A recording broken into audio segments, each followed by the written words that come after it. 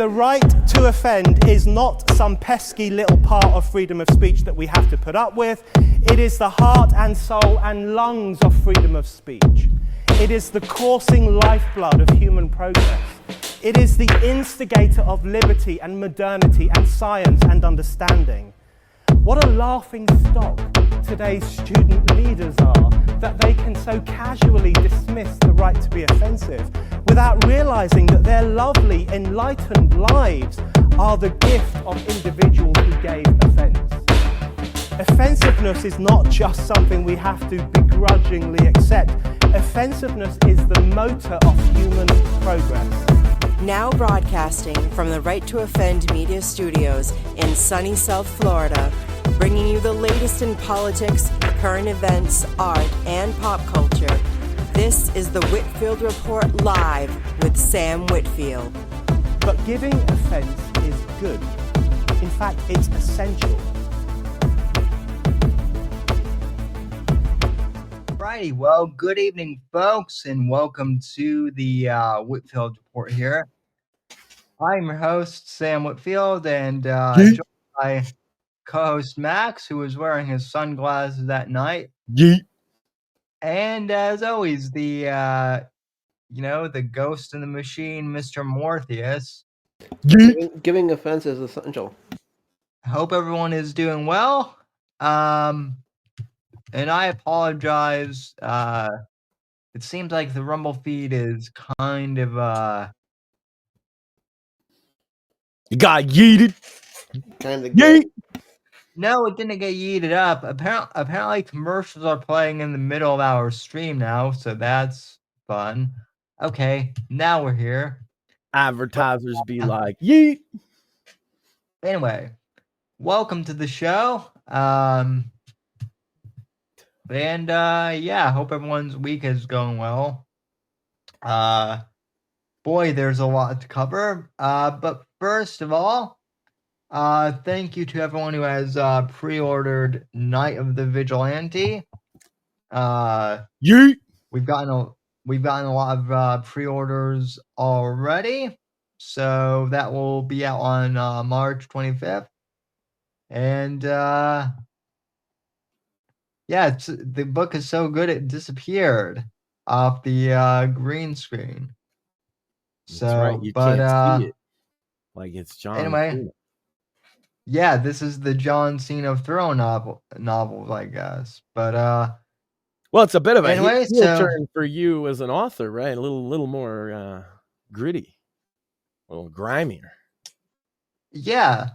But that's I think this is kind of the perfect time to write a gritty thriller like this, because apparently we're going after the cartels full force now. So we're not messing around. But anyway, first off, gentlemen, how are you two doing?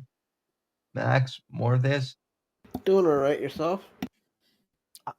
I am, yeeting on the haters. I gave a rant about how there are a bunch of nerds crying about Jey Uso in the main event. And, he sells merchandise. And if you watch, all the little kiddies are yeeting along. This is the reason that wrestling is doing so well. So if you find yourself being one of those haters, yeet.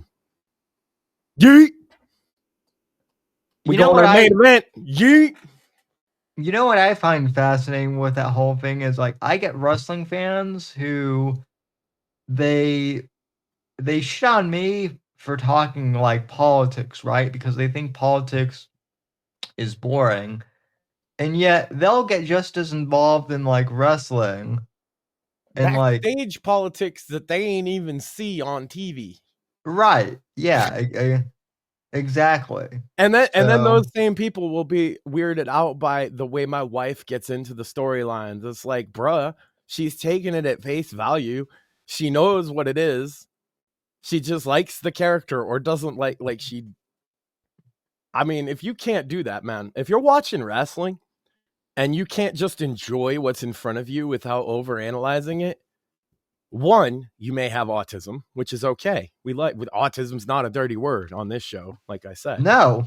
And two, your autism might be misplaced, and there's probably things that you could have as a special interest that might lead you to getting laid.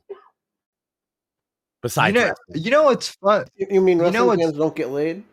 Wrestling never got anybody laid since the 80s, bro. Unless they're a wrestler. And You even know then, what's- that's questionable. You know what's funny though, Max, is like there are friends of the show. Well, they haven't been on the show, but they are friends of the show in the sense that they listen. And I'm sure Mortheous knows who I'm talking about, but they love Maxine, but they don't like Rhea Ripley. And they know that she I know likes it's crazy because she loves Rhea. Yeah, they know that she loves Rhea Ripley, but they don't want to say anything to her because Maxine is such, a nice person that they don't want to make her feel bad. They're afraid that that's what they say. I think they say that they don't want to make they say that they don't want to hurt Maxine's feelings, but I think it's more of a case of they don't want to incur Maxine's wrath. Which, to be fair, I don't blame them because The only thing that's going to be caused by Maxine's wrath is Max being hurt. no. True. The thing of it is they don't want to get paper towels thrown at them either. And Or Sonic slippers last week was the good clip. Speaking of which, then she made me this nice. You see this? I got a clippy board. She did. Nice. That is one of the nicest clipboard, and I'm not even joking. That is one of the nicest clipboards I've seen. Top 10 clipboard. Yeah. So, in honor of that, this list, there was a bit of controversy about the authorship of last week's list. But this week, I realized, Sam, we had forgotten some people that are left behind by the U.S. aid cuts, or rather, maybe not people, but some souls. And so, this week's list was written by Bingers? the leftover cocaine-addicted beagles and methamphetamine-addicted monkeys from the USAID experiments. Because, man, we felt that the animals need help too sometimes, and you can't help but feel for them as victims of this whole scam of giving them cocaine to see if they would fuck or whatever it was. And so we got them. It went to great lengths and expense for this, Sam. Do you understand what it's like to walk 33 cocaine-addicted beagles while trying simultaneously to appease 17 methamphetamine-addicted chimpanzees? And then, Sam, to put them in a room together with a typewriter to come up with a list, they were howling and jacking off everywhere. It was the worst.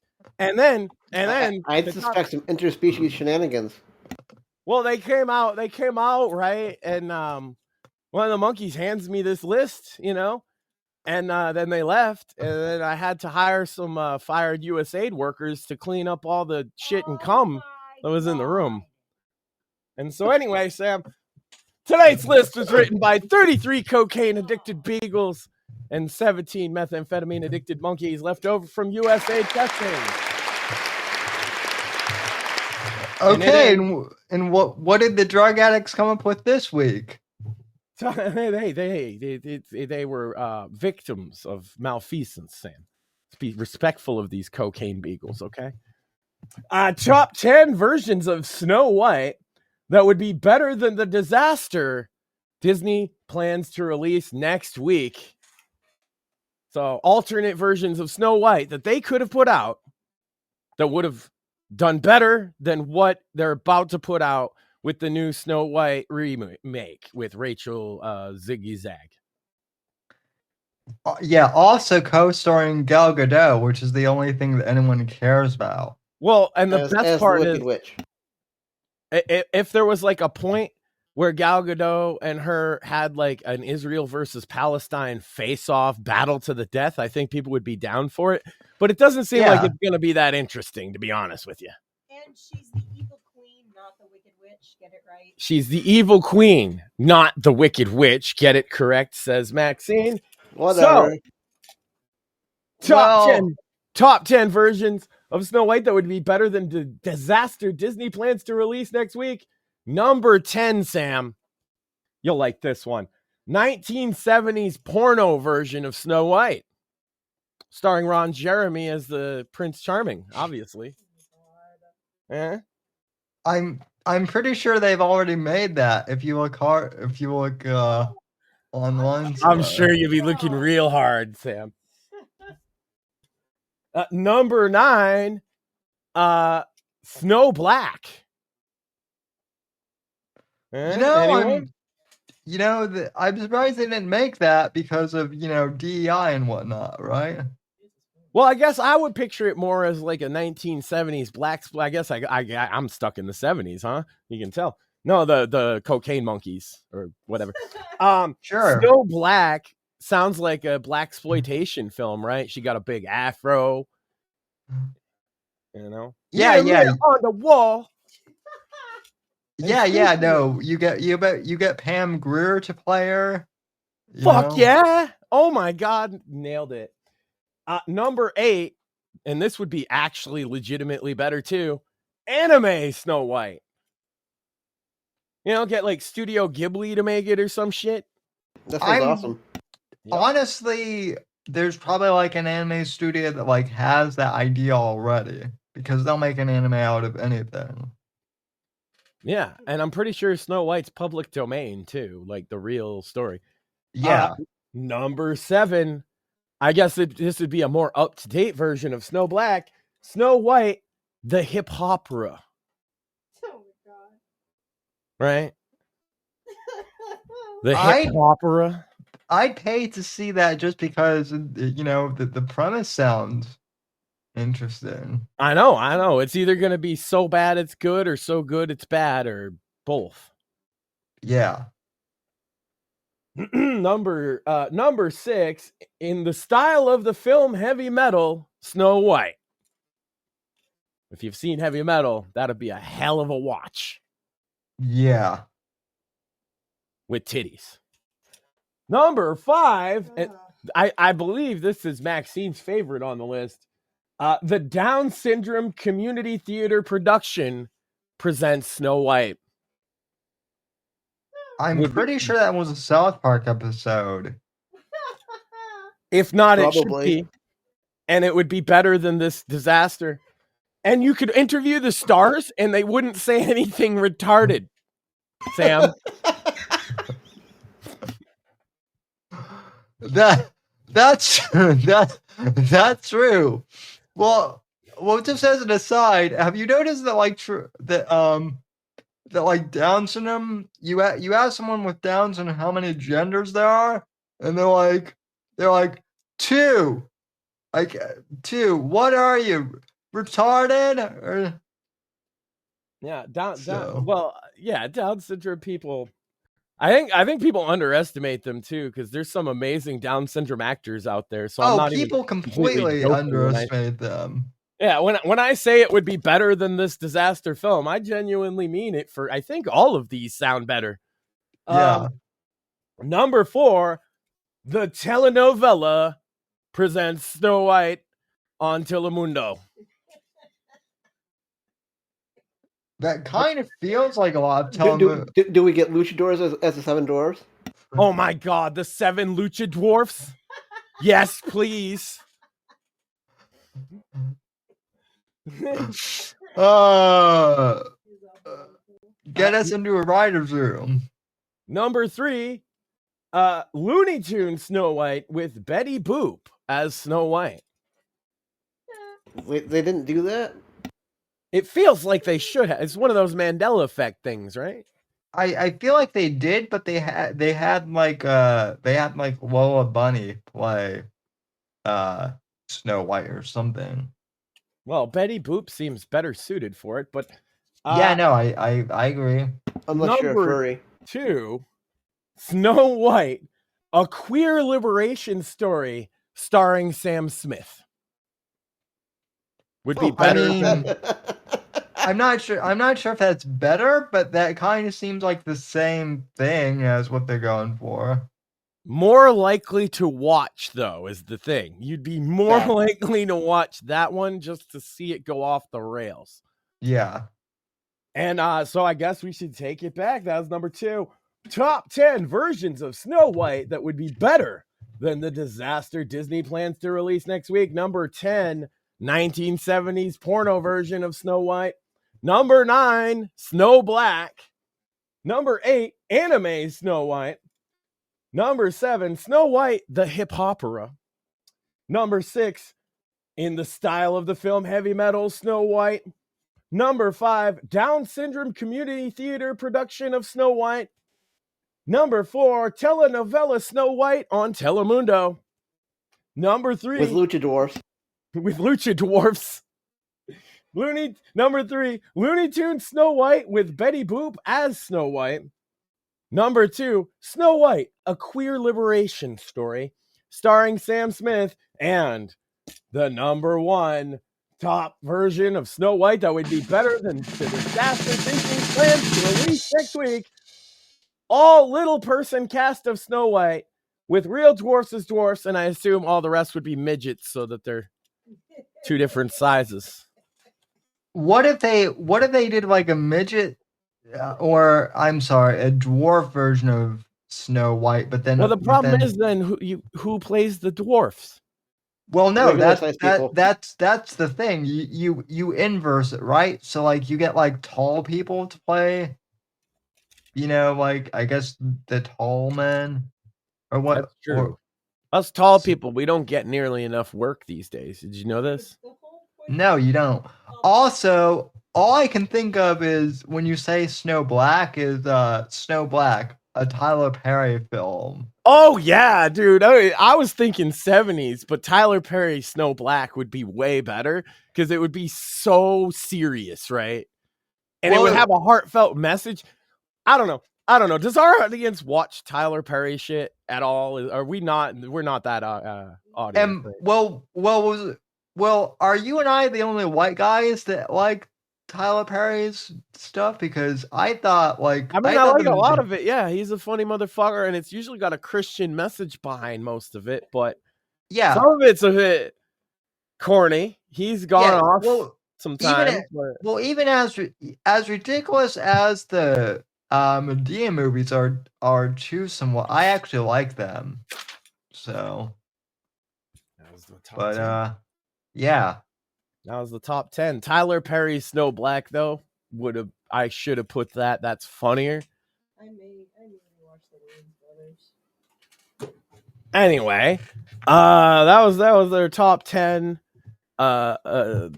retarded ideas for Snow White films that would be better than what Disney did. You know what? Did you hear, Sam? They canceled all the premieres so that she doesn't have to talk to the press. Yep. I hadn't heard that, but that also does not surprise me. Hence if you talk to the cast of the Down syndrome thing, they wouldn't say anything retarded because they're so afraid of Rachel Zegler saying something stupid that Again. they're canceling the red carpet completely for this film, which is a huge thing for a movie of this budget, and Yeah. Well, they're letting it go out to die. Not to mention well, you know, things she said about her co-star because her co-star supports Israel because that's her. I'm not sure if fucking they can homeland. hear you, but she said the beef that she has with her co-star Gal Gadot about the Israel-Palestine thing, so they can't have them appear together because there's some bad blood now. yeah. Well, I mean, to be fair though, like Gal Gadot is Israeli, and also like I believe she actually got like a pretty. And yes, I know all Israelis are like required to serve in the in the military, but regardless, like I think she actually has like a pretty not like a super high rank, but like an impressive service. I mean, High enough for it to matter. regardless, like, yeah, of course she's going to take the side of the country she was born in and served for and all that. It's just interesting that You know, in the old days, this is why celebrities didn't talk about politics, Sam. They would even say this.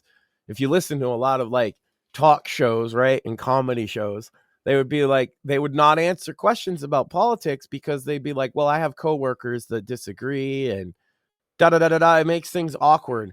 And nowadays, we've flipped the whole thing to the culture where your politics has to be so public instead of being private.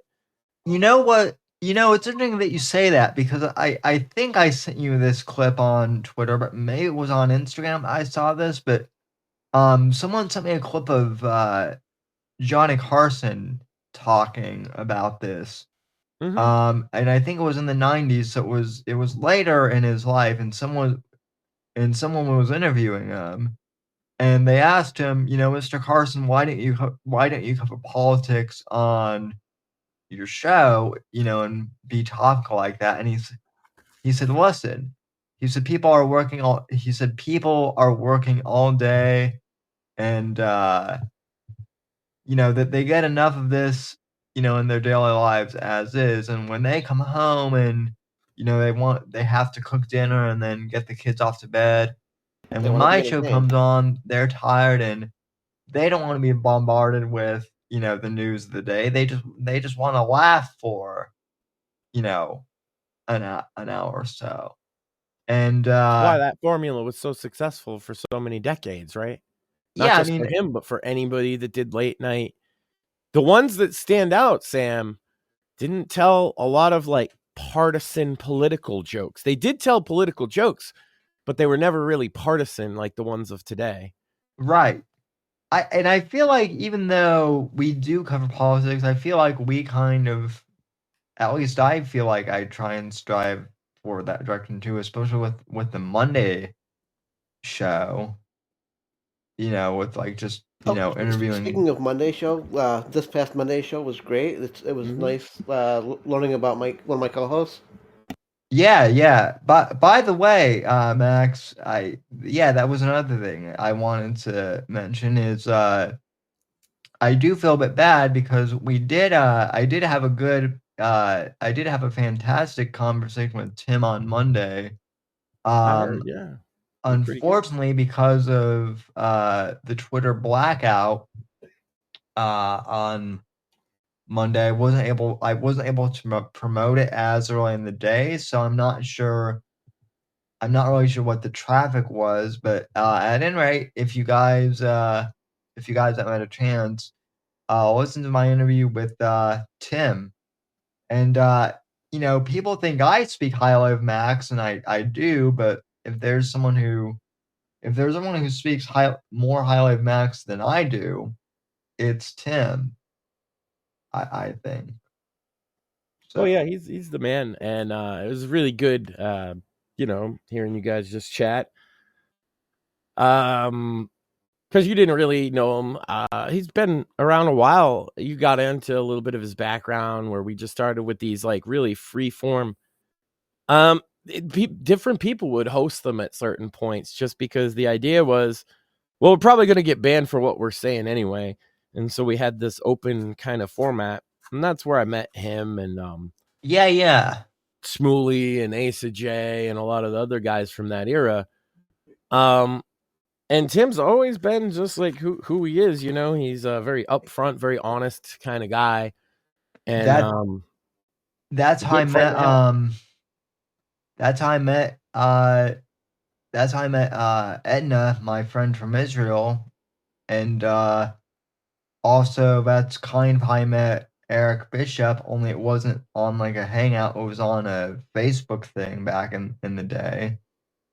So yeah. There was this guy, Kenji. We called him KK. And he would argue these wild, because it was such an open format, right? We'd have and it's crazy, you could see the change from where we were sitting in politics very quickly, where the left used to come on our show. We had a guy that was like an anarcho-communist trainee that would come on every week. No joke. And we'd have like lefties and righties, and everybody would argue about these really abstract topics and heavy things, and met a lot of people, interesting people that way. But this guy Kenji, he had these really weird ideas, and he would like filibuster everybody else and act like a dick. And so I only joined this. I went and found a microphone. I wasn't like a streamer. I went and found one of my old microphones just to call in, just to tell him that he was a thing that I try not to say here on the show. And then I just got to talking to Tim and Asa J and later Shmuley and some of these other guys. And yeah, we really like mischief, I think, is one of our defining traits. No way. I had no idea. way. Yeah, we carry that spirit forward. Well, I think that's kind of why I fit in well too. Is I like mischief too, and I appreciate that type of humor too.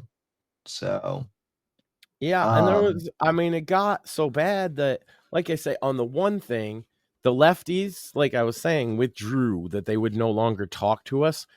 And then there came a point where, like, this was like 2015, right before Trump was elected. We would actually have to go and find their little debate coliseum that they would have and do it on their terms. And then after a while, they would ban anybody who dissented there. And that was like by 2017, I found that there was nowhere you could argue honestly with differing opinions with the left anymore.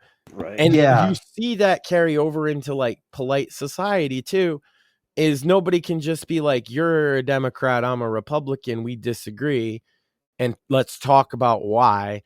It's you're a demon rat and you're a thuglican, and we hate each other because tribes.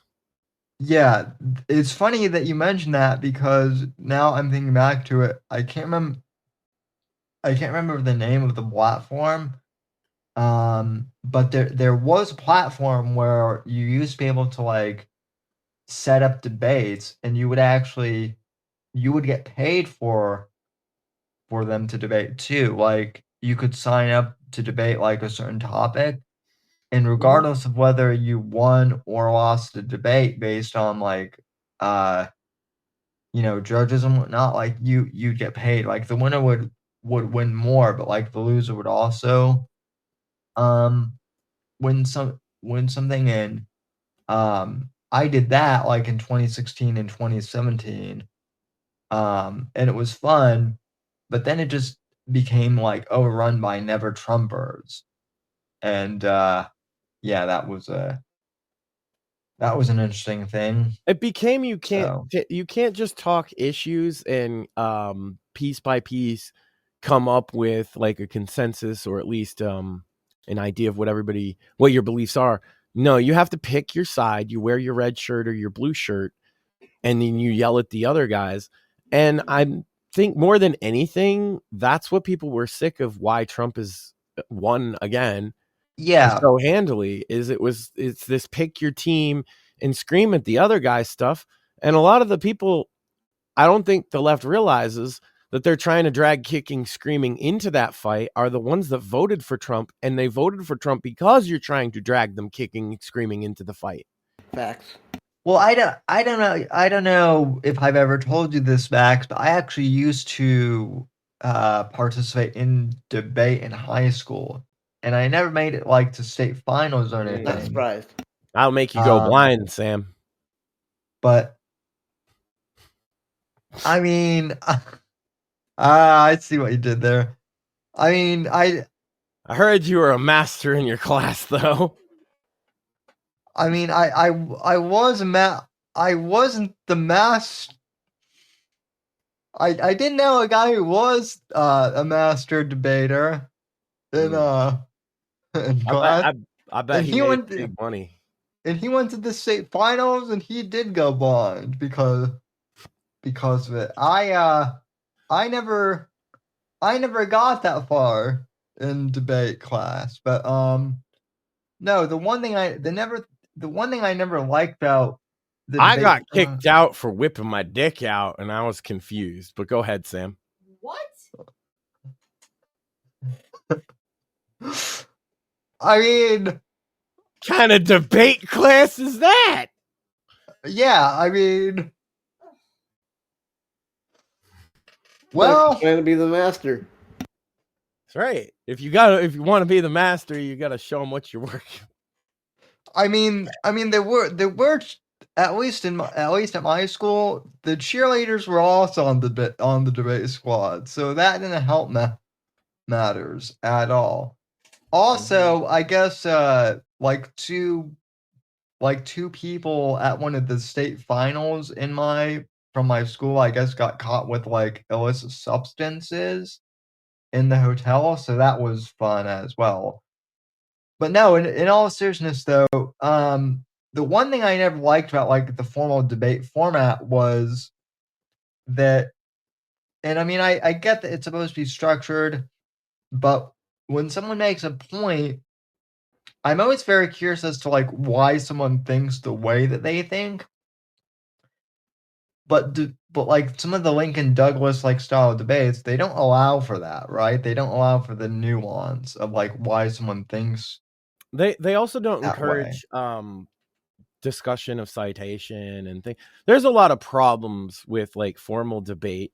That kind of raw internet style, it did capture something for a while, but then it got beaten into the ground. Like we were doing this, and then this, what do they call that shit? Internet blood sports came around, where it was a bunch of, I want to say, uneducated retards arguing about like their personal lives instead of politics at all, and it sort of replaced debate for a while. And then, like I said, at the same time, the left retreated from debate almost entirely. And so that's why we've not really engaged. But I love talking to leftists, and I tend to find common ground even with some of the more radical ones because I'm an open-minded guy and I can talk to people. And it's weird to me you're not supposed to do that anymore. Even if I don't agree with someone, I like to at least find out where they're coming from. Why they think the way they think. Exactly. Help me understand why you think the way you do. So I may not come over to your side, but I'll at least try to understand it. Well, but even in a more like passive working way, you don't need that to even work with these people, be alongside them, share common interests, jokes. People have forgotten this, right? Is like you don't have to talk politics, even like to know that, to talk politics with them at all. You might know that they're a lefty. They got a little I love Kamala sticker on their desk or something. But like this doesn't define life, and you can sit there and have chats and you can talk about current events and things. It seems like people have forgotten this because they saw that sticker on the desk, right? And so I'm a Trump guy. I have to hate. Right. Well, like people don't believe me when I say that, like, you know, even before Trump, like, you know, won for office, like, I remember being a kid and like seeing Donald Trump like on television, like, you know, wearing the suit and like, you know, stepping out of his helicopter, and like I remember thinking as a kid, like, wow, I want to be that guy when I grow up. That's part of it. He's an aspirational figure, and he tries to be aspirational and inspirational all the time. You might find it corny. Everybody kind of finds it a little corny, but he's genuine about it. He always has that demeanor, right?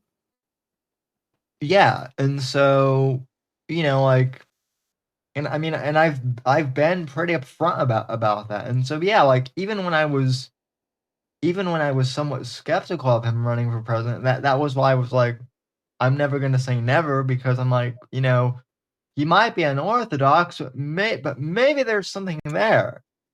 And listen, he's a wild card, Jimmy, but it might just work. And oh boy, has it. So no, it's the end of the world, Sam. See, speaking of the level of discourse, that kind of leads into what I was talking off air we could talk about with you is did you notice that like the left has become essentially just radical terrorists? Have you seen this? Have you heard about this? Yeah, well, that was something I was going to lead. That's kind of what they do anytime they don't get their fucking way. That was something I was going to lead off on, and I know that this is going to be a bit of a shocker to Mort, because what I'm about to say here, but I do have to give Oh God, I can't believe I'm about to say this, but I If have you to say give. Krasenstein's in credit, I'm gonna fucking lose it. Pulling out the yeet glasses, Sam. Well, Max, you might lose it. You might lose it then because yeah, I don't want to give the credit. First off, I don't think the Krasensteins were the only one to say this. But I'm glad that they, I guess, did agree with this. How did I know where he was going, Mort? Because apparently on Monday there was like a DDoS attack on X, and you know, as some of you guys might have realized, in fact, I think Mortheous even like messaged me an alternate way. I got text messages from multiple people asking if Got in your Twitter was Pornhub DMs, Sam. if Twitter was down for them. Does Pornhub have DMs? I don't know. I'm just making shit up. I Go ahead. don't know. I don't know either, actually. Nor do I.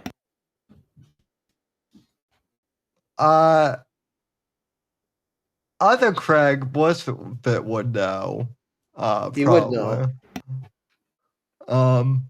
But regardless, I got text messages from people asking if Twitter was down, and apparently, this group like claimed responsibility for taking down Twitter for about like 3 hours or something like that. And oh my God, was it like a trans liberation group?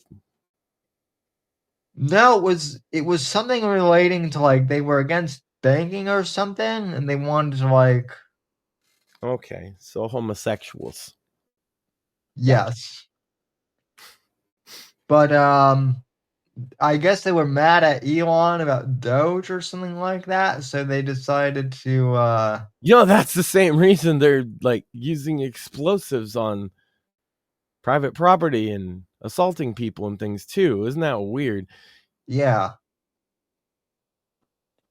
So you know what's funny, Sam, is do you know why it looks like terrorism this time?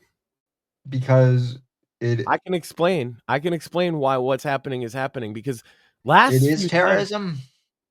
Well, it is, but last few times, Sam, think about this. There were paid protests where large numbers of people showed up, right? And where did they get the funding for all of those paid protests? Well, people would say George Soros. Yeah, people would say George Soros, but George Soros turns out was getting a lot of that money from USAID too, and the money was being given to all of these groups. So the people that mobilize those large BLM style riot protests don't have the money to field them. Right. So what happens is the people that are actually wound up and radicalized for real and not just plants are all that's left. And since there's no real large movement like those organized ones to plumb onto, they have figured out, hey, there are Tesla dealerships. We could show up there. And so now what you're left with, instead of the paid protesters who maybe they believe in it, maybe they don't, but they're there to get a check either way, you have the crazies. And they're sitting outside the Tesla dealership saying how much they hate the people buying the cars, the selling the cars, the guy that owns the company, the president, and everybody else in there. Yeah. And then one of them gets the crazy idea to go try and blow the place up, etc., etc. We cannot continue to allow this. No. If you're engaged in acts of destruction of property for political reasons, you are a terrorist, in my opinion, and also I think legally. Yeah. And people say, "Oh, but what about the J6ers?" Because I've heard that a lot, and it's like, they didn't engage in. That's whataboutism, first and foremost, right? Yeah, that's whataboutism. And second of all, I don't think any of them threw firebombs. I'm pretty sure. I don't think they. But it's okay when the fucking lefties do whataboutism. Or the people that did assault people like on film that were convicted of assaulting from J6 are still in jail, as far as I'm aware. Yeah. So Yeah, people committing violence, committing crimes. There's a video of that person in like a full poncho outfit that try to hide their identity. Yeah, I want that person caught. I think burning a car that puts so many people at risk. The poor fire department has to be out there putting out this fucking car. They don't know if it's going to explode, if it's going to ignite other things. They don't know if there's people around. They have families, man. They're just working guys. Yes, I do believe that if you firebomb a fucking Tesla anywhere at any time for any point or reason, you belong in jail. I don't think that's a controversial take, Sam. No, and look, I don't even think you have to like. At least it shouldn't be. It shouldn't be. Yeah, it shouldn't be. Also, like, I'd also like to point out that Elon Musk actually pointed this out last week when he was on Joe Rogan. The left used to love him, because Tesla was, quote unquote, the money that put Tesla over the fucking top, right? They also loved him because PayPal too, but the Tesla, the money that put him over the top came from that fucking Obama deal, the same deal with Solyndra and all that. Elon was the winner of all the green energy stuff that Obama did that actually made money. That's the thing. Yes, absolutely. Elon's career with Tesla was started by money from the Obama administration in the similar fashion to USAID. By the way, that's why he knows where to look for fraud and waste. That's why he was the right person to say, because he's been on both ends of it. Yeah. And Elon also literally said on Rogan, and this is another thing I want to point out, and I'm not blaming the media entirely for the terrorism, don't misunderstand, but he said, and I have no reason to doubt him, that the only reason why people think he's evil now is because the media hates Trump, and they've told people that he's evil now. Tesla man bad. That's the new NPC upgrade.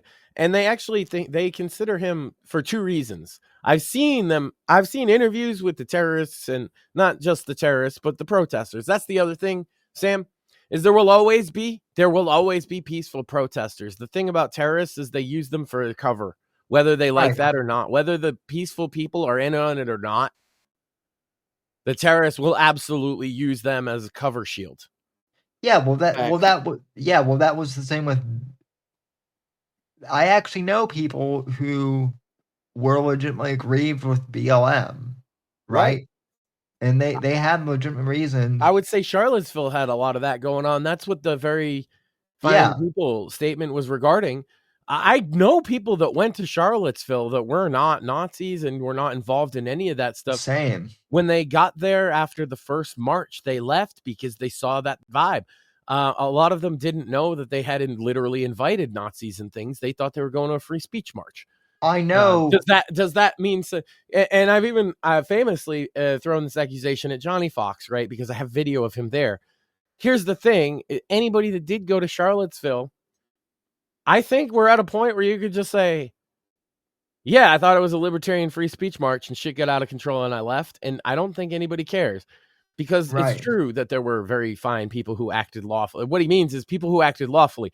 Here's the thing. A lot of right wingers or pro any of these things don't want to admit is that there were plenty of left wingers at all of these things that acted lawfully too. Right. You got to separate the wheat from the chaff, and the line in the sand is criminal behavior, is it not? Or else what is?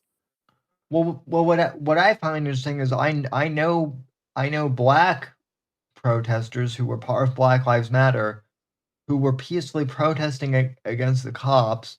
I know plenty of people that were out there for one reason, and they don't know about BLM's goals as an organization. They do know that they went and bought fucking mansions with the money now. But at the time, what was the reason that many young black men were out there marching? It's as simple as this, Sam. I can tell you in a few words. They were marching because they saw police beat our ass way too often. What I'm saying is that, like, I know black people who said that, hey, BLM is being subverted, and then basically they tried to tell the media and the media didn't want to take interviews with them about how BLM was. Well, did you see the being Lil Yachty subverted. thing the other day? Probably not. Lil Yachty, a rapper, not one I'm particularly a fan of, so it's weird to see. He was on a live stream of some variety, and the host brought up BLM like casually, and he said, "Fuck that, BLM was a scam. They took your money and bought mansions." And the thing is then a lot of the media like that covers like Black Twitter stuff was suggesting that the Black community would be really upset by his statements, right? But I couldn't find any disagreement with him. Yeah, me either. Right. I actually did see. I actually did see that. I just didn't know that was the guy's name. Yeah. Yeah, Lil Yachty, and it was, I think it was like one of the hosts of the Breakfast Show, and they were just doing a stream, and he just said it casually. He said, "Yeah, of course it's a scam. They bought mansions with y'all money." It's like, what part of that isn't true? Black people know it. They're not stupid. This is the thing: is white liberals actually do think that Black people are stupid in ways like this, and they don't even realize it. And that's why they jump on people like Sam and I, because we don't buy their trash. Yeah, you're supposed to be stupid token cripples, just like they're it's everybody's got to be a stupid token that doesn't think for themselves. Yeah, mind. Yeah, well, that's the funny thing is if you just talk to like ordinary, groups, whether it be ordinary Blacks, ordinary Hispanics, or ordinary, disabled or whatever. Oftentimes when we get together and compare notes, we're often all told the same thing by the left, right? Yep. Almost word for word. Sit down. How dare you not agree with the fucking masses? Mm-hmm. Yeah. It's funny because like you get this from like all sides, but you only get it from people who are radicalized. And I've gotten this from like the Nazi types, right? It's like they present to you their argument, and then because you don't agree with them, they're like, "Well, you understand, so you're actually worse." Yeah, right? Well, because my argument and you still don't agree with me, so you're the worst of the worst. I actually, I can't believe I said it at first, but when someone once said to me, you should know better than to vote for Trump. I was like, what do you mean, you people? Or yeah. What are they? He's gonna burn the cripples on Tuesday. Is that what they're saying? Yeah, but yeah. I'm the Uncle Tom of the cripples. Well, no. Basically, I keep getting told that Trump is going to take away my, Medicare. Yep. Care coverage or something. Medicare, all gone because of Trump. They're the side, like, maybe not as much in America, but certainly in Canada and other places are pushing eugenics and euthanasia. Right. They want to talk about, like, you should be a certain way or whatever. Like, dude, if you were in Canada, both of you, they would probably be encouraging you to use their quote unquote MAID program. Almost certainly. With me, what happened in August? They would have pushed for it. Yeah, you guys cost them too much money, like, to run a socialist healthcare system, right? So yeah, well, even if I was like born in in some of these European countries, they would do what they like to call a post-birth abortion, which is basically that's murder? Like not even abortion, that's just straight up murder. So at that point, it's wild, yeah. And a lot of them like kind of overlook when they're in their talks of women's right to choose and women's right to this, overlook people like you specifically's right to exist, because they'll use you guys' conditions almost specifically as a reason that they should have abortion. And all when somebody does that to me, because long before I met Sam, I've talked about him. His name was John, great friend with cerebral palsy, right? One of the best guys I've ever known in my whole life, and people would fucking treat him like that. And so I see it from like that point of view. And he had a great life, and he didn't regret any of it. May he rest in peace, right? And here's Sam, an author, and there's a large segment of the left that says he shouldn't exist. And then why would you take their position? This is what I don't understand. Yeah, well, a lot of them, like, both of you guys, their position specifically advocates killing you guys in the womb. Yep. yeah, Fuck yeah, that shit. yeah. Well, and that's funny too. Is people think that I'm pro-life because of my religion, being a Christian, and certainly that does inform it. But even before I really came to my faith, I was always pro-life because of that. Because I knew that about because you got a chance that there are people who want me dead specifically, and so that's why I don't necessarily criticize Christians for having pro-life, but I do criticize them for using the because Jesus said it's wrong argument, because you're not necessarily going to convince non-believers Right. with that argument, but you will convince someone possibly with, well, I'm disabled, and the quote unquote pro-choice people don't necessarily like people like us. No. I made the joke earlier about the Down syndrome community theater production of Snow White. And the thing is, I know Down syndrome people in real life, grown adults, that are productive members of society. And again, another thing, that they would be told, and they're Christian as well, and I'm pretty sure pro-life as well, for the same reasons as they're being told essentially by the mainstream thinking of not just the left, but what they feel is the medical establishment. Am I correct? Right. And, yeah. And Down syndrome specifically are being told, A, they shouldn't exist, and B, they shouldn't have kids. Right. They're told that they shouldn't have even romantic relationships at all. Yeah, I know that he's, he's not everyone's, cup of tea as far as humor goes, but I gotta give credit to Shane Gillis, because in one of his specials, Shane Gillis, he works with the Special Olympics, and in one of his specials, he talks about working with he volunteers for the Special Olympics, and he coaches a lot of Down syndrome young men specifically, and he says they're just like you and I, except with a few extra chromosomes, and also they will use that to their advantage. Sometimes they act more retarded than they actually are. They'll because play we can the get card, away with it. Yeah, to try and get it.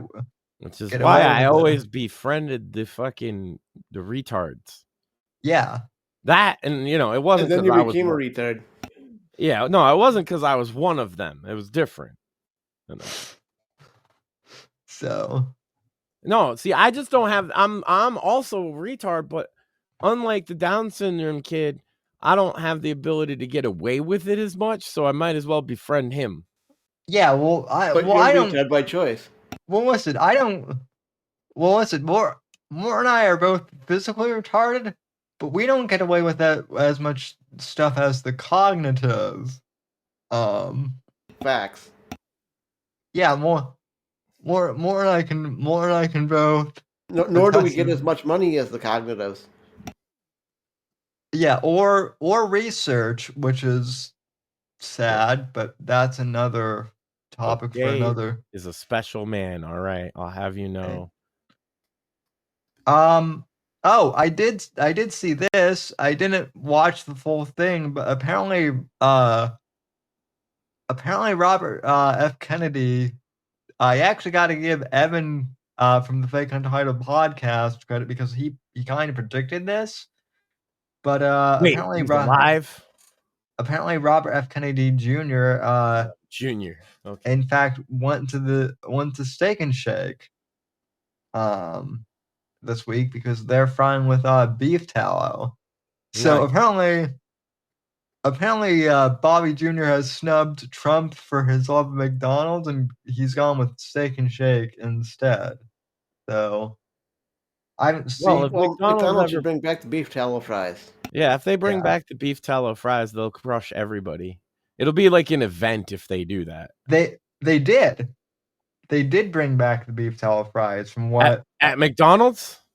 No, at Steak and I'm Shake. telling you, if McDonald's did it, it would be an event. Like everybody would talk about it. Oh yeah. Well, there have been memes.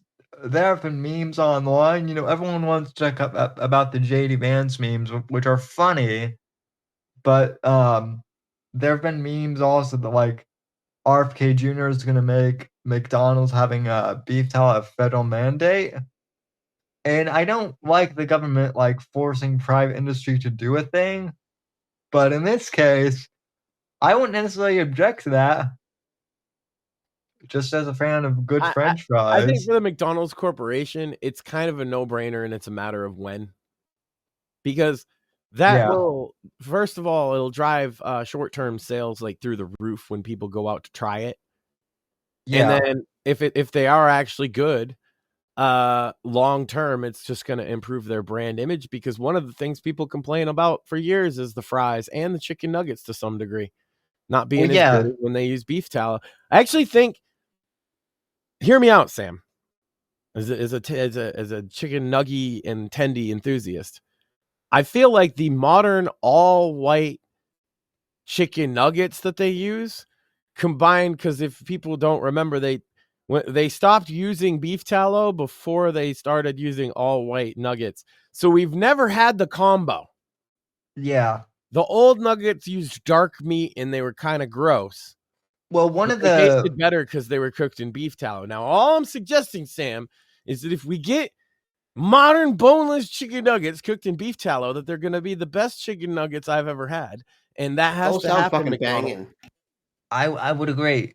Also, I'm curious, gentlemen, without like location doxing you guys, how much is McDonald's on average where you guys are now?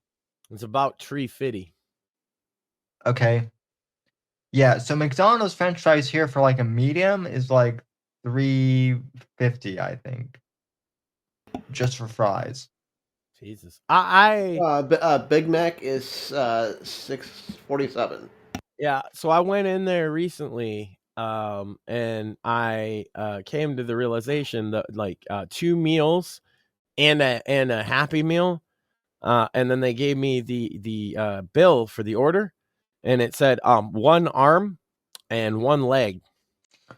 Well, that's kind of my point. Is people are saying, oh, well, if they use beef tallow, it'll be more expensive, and I'm like, well, McDonald's is already expensive, so at this point, I'm kind of like, look, at this rate, it's a luxury item. They might as well include a blowjob with every order, and it wouldn't increase the price all that much.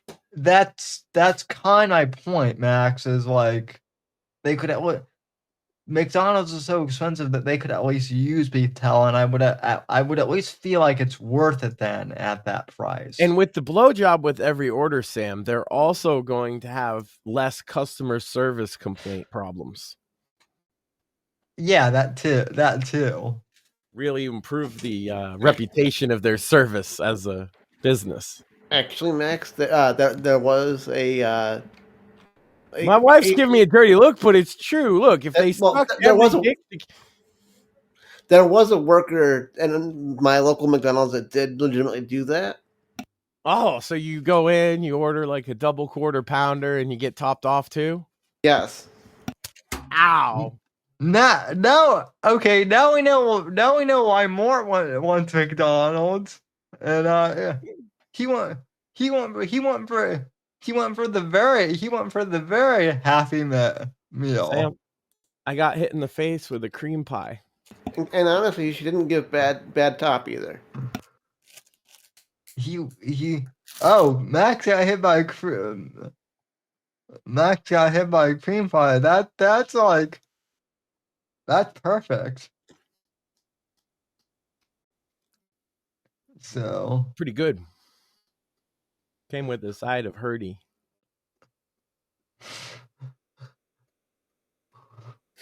Yeah, I just want to make it clear for the people who are complaining about Apex eating during the show. You can Well, I still can't be. get hit in the face with a cream pie and not eat it.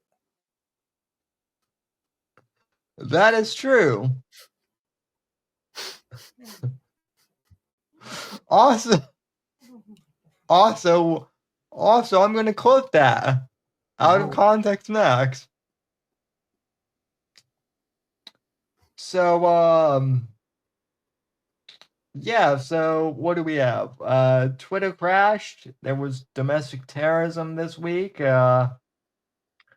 Apparently people are mad that, this isn't really breaking news this week, but from last week, people are mad that I guess that Pam Bondi, didn't release like the full unredacted Epstein files. And I mean, I'm not surprised, but I'm not super angry. I don't. No, quick. That's the only thing we can talk about for the next 3 years. Is the Epstein files? Yeah, I keep hearing The that. Epstein guys, man. I'm sorry. Like I'm not saying it's unimportant. I'm saying it becomes white noise when you scream about it so long. Like this client list thing, this idea that there's a list of prosecutable no. I guarantee you that's not in those documents. Now, is there probably stuff that's illegal and evidence in those documents of people committing crimes that's very similar to the ones you suspect? Yup, I bet there is. They were investigating it. Of course, that's what's in there is evidence. But what kind of okay, so this guy's a billionaire, master criminal, human trafficking pedo. And he wrote a ledger with all his clients' names and proof, and you could just take it and go prosecute all of them. Does that not sound like a fairy tale to anybody else? Am I the only one? But where are all these videotapes that he supposedly had? Well, Max. What you don't understand is he had that black book in case he had to blackmail any of them. And half the people in the black book are like fucking taxi drivers and shit. Well, despite the fact that Jesse from Pod Awful said that doesn't mean anything. Drump's name is in that book somewhere, Max, and so that's why Pam Bondi's supposed. By the way, I love that narrative because if Trump's name actually was in the Epstein book, I have no doubt. If Trump's name actually was on the list, that would have been the first name released like 4 years ago. Yeah, not only that, if Trump's name was actually in the book, he would be the first name released. That would be like the news story that would be run for like. I got a secret for you guys. There is no book. No way. Shocking. No, what there is thousands and thousands of pages of evidence, and I absolutely think that should be revealed to the public. I just I think people need to be realistic about there's not going to be a list of names and the evidence attached, and you could just take them to because I keep hearing, why isn't anybody in jail yet? Because how the fucking law system in this country works to some degree, you have to, and people don't like this, but it's true. You have to find a prosecutor willing to prosecute a case, and to get them to do that, there should be sufficient evidence, and especially in a case as high profile as that, they're going to want extra sufficient evidence because it's scary for a prosecutor to lose their job over bringing a stupid prosecution to the whatever. Yeah, People don't know how anything works. I mean, this is kind of a minor story, but to your point, Max, some internet conspiracy theorist out there, I don't know who it was, they said that Demi Moore, the actress, went to Epstein Island and did some things. She threatened to sue that person, and they recanted the story immediately. So to me, that says that a lot of these that a lot of this Epstein stuff, not all of it, but a lot of it is just, internet gossip. Speaking of which, Sam, So I have to give a mild retraction. Shout out to Jay-Z out there. Turns out his accuser got caught on tape saying she made the whole thing up, that the lawyer convinced her to do it. And the reason that they did it was that they could connect it to Diddy, and people believed it because of Diddy being involved. So as far as I'm aware now, there is no open accusation of Jay-Z being a pedophile anymore. And so he can go back in my playlist on Spotify. I mentioned this before on the show. I figured I would update that the accuser is essentially retracting her statement because she got caught on hot mic saying that she was a liar. Yeah, well, that's good then. So the Manson accusation case is over as well. The lying bitches cases be going away. Notice Diddy's isn't going away. Well, that's my point. And also, Demi Moore was like one of the few celebrities to like speak out against human trafficking there for a while. So, yeah, I don't know why people.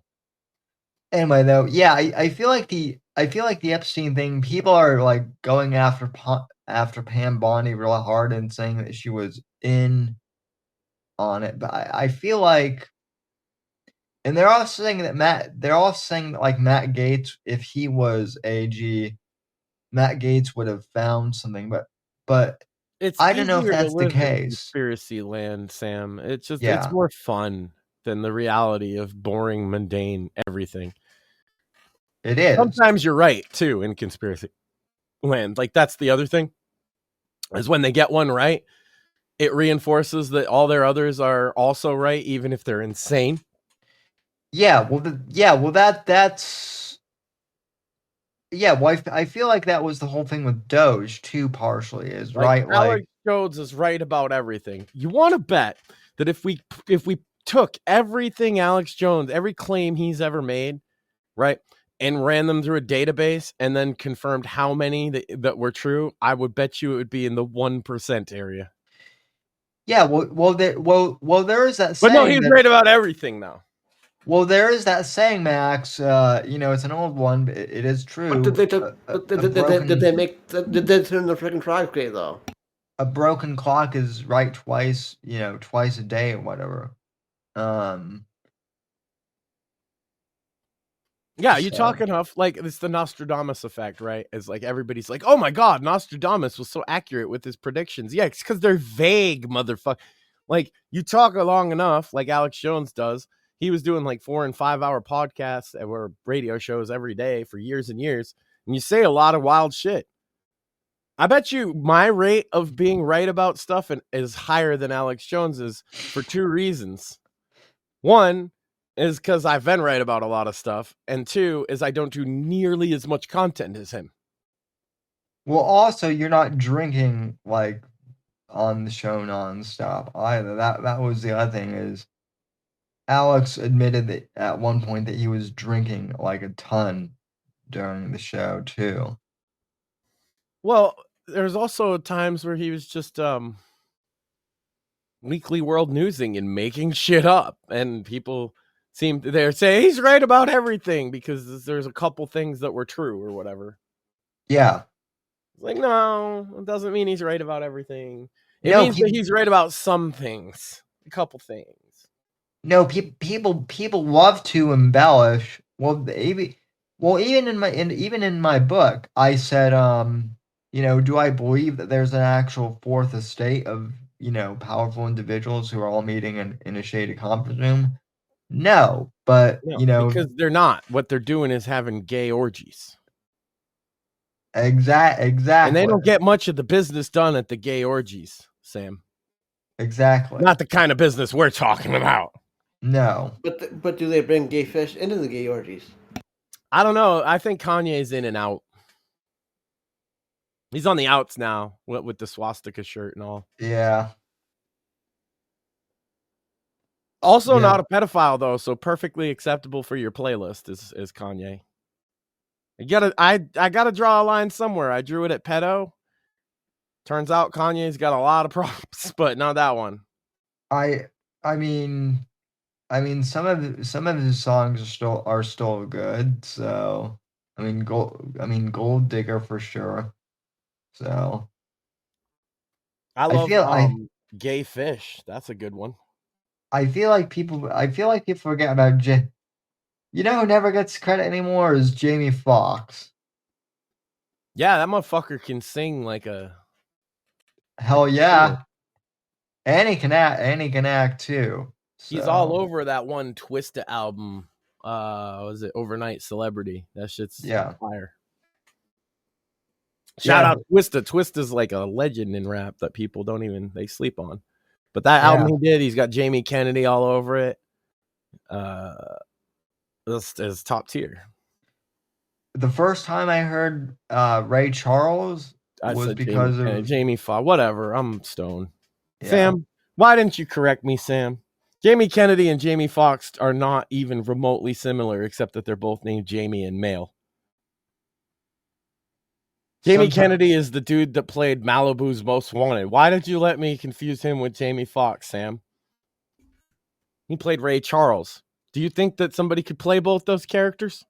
I think it would be hilarious. If anyone could do it, Jamie Foxx could do it. That's right. Jamie Foxx is Malibu's Most Wanted.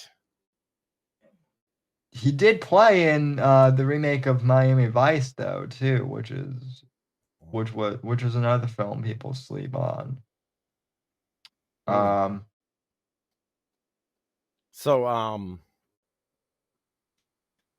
Can't make fun of Wicked again. We did that before. The lady from Wicked is Jesus Christ Superstar. But I realized something, Sam. It's dangerous to do that because if we make fun of bald women long enough, Will Smith will pop out and just slap the shit out of you. So, well, listen, I actually thought about that, Max. It would be keep my wife's name out your fucking mouth. Oh my god! It would be funny if Max trying to kill me. It would be funny, movie, Sam.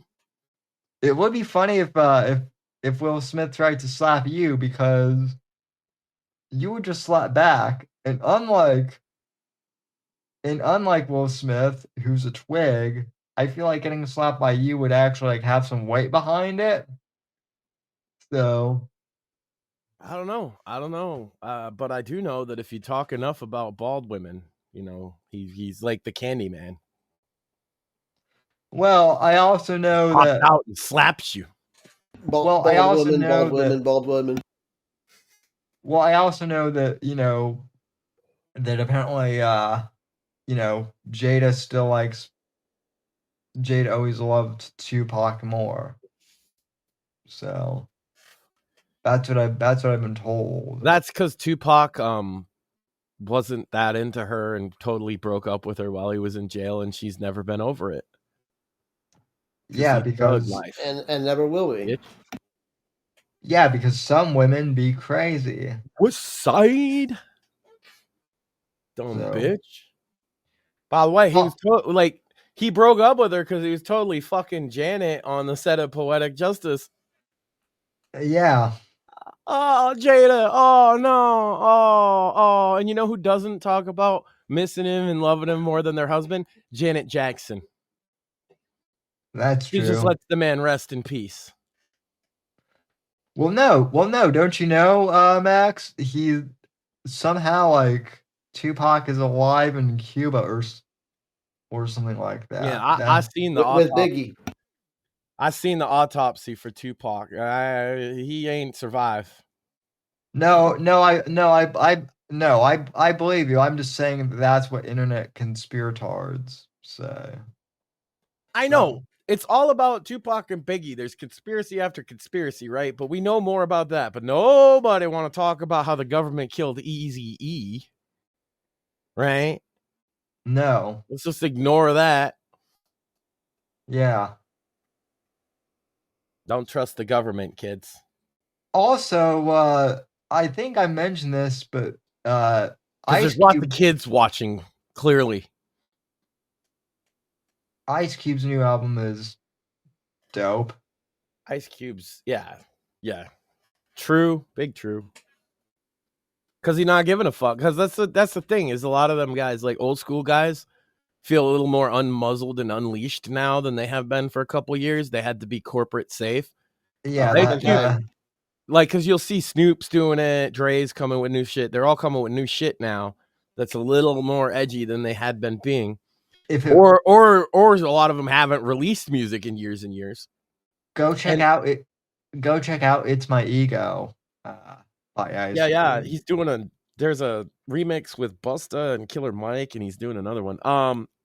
But the thing is like he was one of the first, because they outed his COVID stat, and basically he was like, well, I could say what I want now, and people are fucking feeling it. He's bringing back that old school 90s West Coast vibe, right? I said it when it happened, but like Ice Cube going on Tucker Carlson was like the crossover that I never knew I needed, but I'm glad it happened. Yeah. So. Well, and his son O'Shea Jackson been crushing it, doing podcasts and other things. Also, I'm just gonna say this and piss off the neocons. Not that any of them watch, but Dan Crenshaw is a bitch. Yeah. Or not. I mean, he refuses to talk to he refuses to Did you see this, Max? He wants to he'll only talk to Tucker now if it's in a moderated debate, and he gets paid for it. What Ice Cube talked to Tucker without even like knowing who he was. He took him down to South Central Los Angeles and showed him the hood. Yeah. That was great. Yeah, which is what he would do, man. And that's the thing, is Ice Cube does like he hadn't left. He's always lived in the same neighborhood. I think he bought his mama's house. Ice Cube is a man of the people. I think you're right.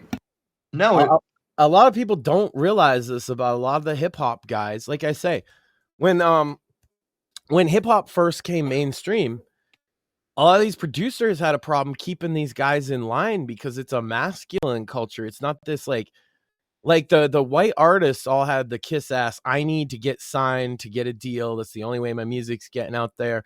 And usually they're bands, right, back then, because you couldn't just produce digitally your music.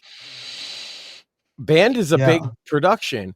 When these rappers came along, the industry didn't know how to deal with them saying no or being renegades. And also because they speak a little more like raw on their lyrics than a lot of like traditional singers, you got guys like Public Enemy putting out narratives that these rap producers, if you don't think they were trying to shut down early hip hop's narratives because they were afraid that the black community might get like politically activated by some of it, that they absolutely did do that. Oh yeah, and then they promoted the gangster rap stuff, which originally was positioned as anti-gang, right? Yeah. Like with Ice-T and even Ice Cube, NWA, and that they weren't glorifying it. They were actually showing the dirty side of it. But when they came along the second wave that didn't get that point and started glorifying it, that's when the label producers are like, all right, these guys are here to suck dick, get a paycheck, and we'll just let them be disgusting and decrepit. And that's better than the community getting like, because like even Tupac, if you listen to enough of them, it's like, I won't even say it's woke, but that's a word that he kind of coined for it. Now it's been hijacked, right? But it's a consciousness of thinking about like your place in your socioeconomic status and your race and all these things that a lot of these poor guys, you know, on the block in the hood might not hear these messages outside of a hip hop song as well. And so there was a concerted effort by both the government and like corporate media to shut down hip hop. And I think a lot of people who were never a part of hip hop don't understand that. But it gives a level of authenticity to artists like Ice Cube, because Ice Cube was in the thick of that. The FBI and CIA targeted NWA openly. They sent them a letter to cease and desist. Yeah. I mean, this is a guy like Ice Cube is a man that fought for free expression in music, and the point of view he was trying to express was the people of South Central Los Angeles, the poor, downtrodden dude who thinks his only option is to put on a rag and join a fucking set, you know? Yeah. By the way, I love how now I love how now everyone hates the FBI. Everyone else hates the IRS too. I'll tell you, those weren't hard sells in the black community to hate those two organizations. They already pretty much did. Oh no, I love Chappelle's joke where he's talking about all these Trump, all these MAGA supporters are complaining about the FBI and the government, and he's like, we've been there. So welcome to the party. So, and then what does he do? He actually did some crazy shit about it. Oh yeah, in charge that might ruffle some feathers. It's like, hell yeah. Oh my God! Why does he have higher black support than any Republican ever? Gee, I fucking wonder. Because of that, he's fucking up the FBI. He's fucking up the CIA. He's fucking up with maybe the IRS. He's gonna get rid of. This is the new one this week. They're starting the tear down of the Department of Education. And I was a little hesitant because it hadn't been mentioned up till this point. But the replacement is going to be what it's the only option you have is school choice vouchers, right?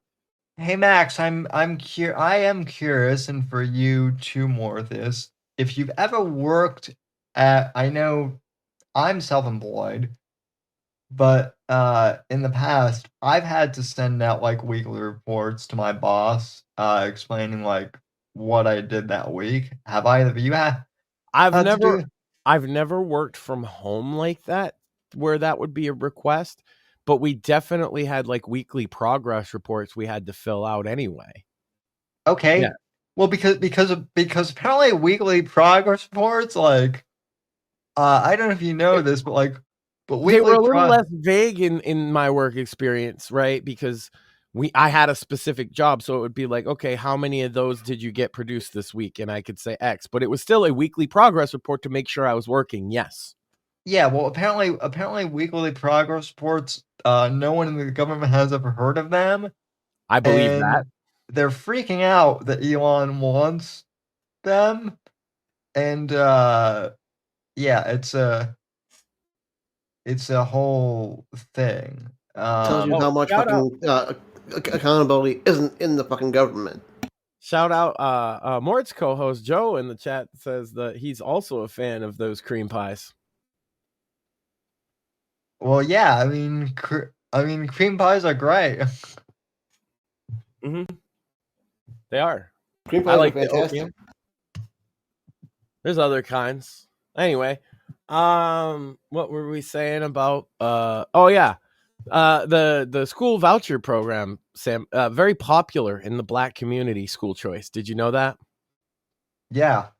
It's almost universally popular. I think it'll go down simply because it's a Trump policy. Okay. But when it's floated, when you ask an independent black voter or even Democrat, Republican, doesn't matter. When you poll them about school choice, the last polling I saw on it before the election on that particular topic is they were like 89% in favor of school choice among the black community. And that's simply because most of them are sending to their kid to a school that they feel is subpar, which is a public school. And if they just got a voucher so they could choose whichever school locally to send their kid to, they would definitely take advantage of it. 100%.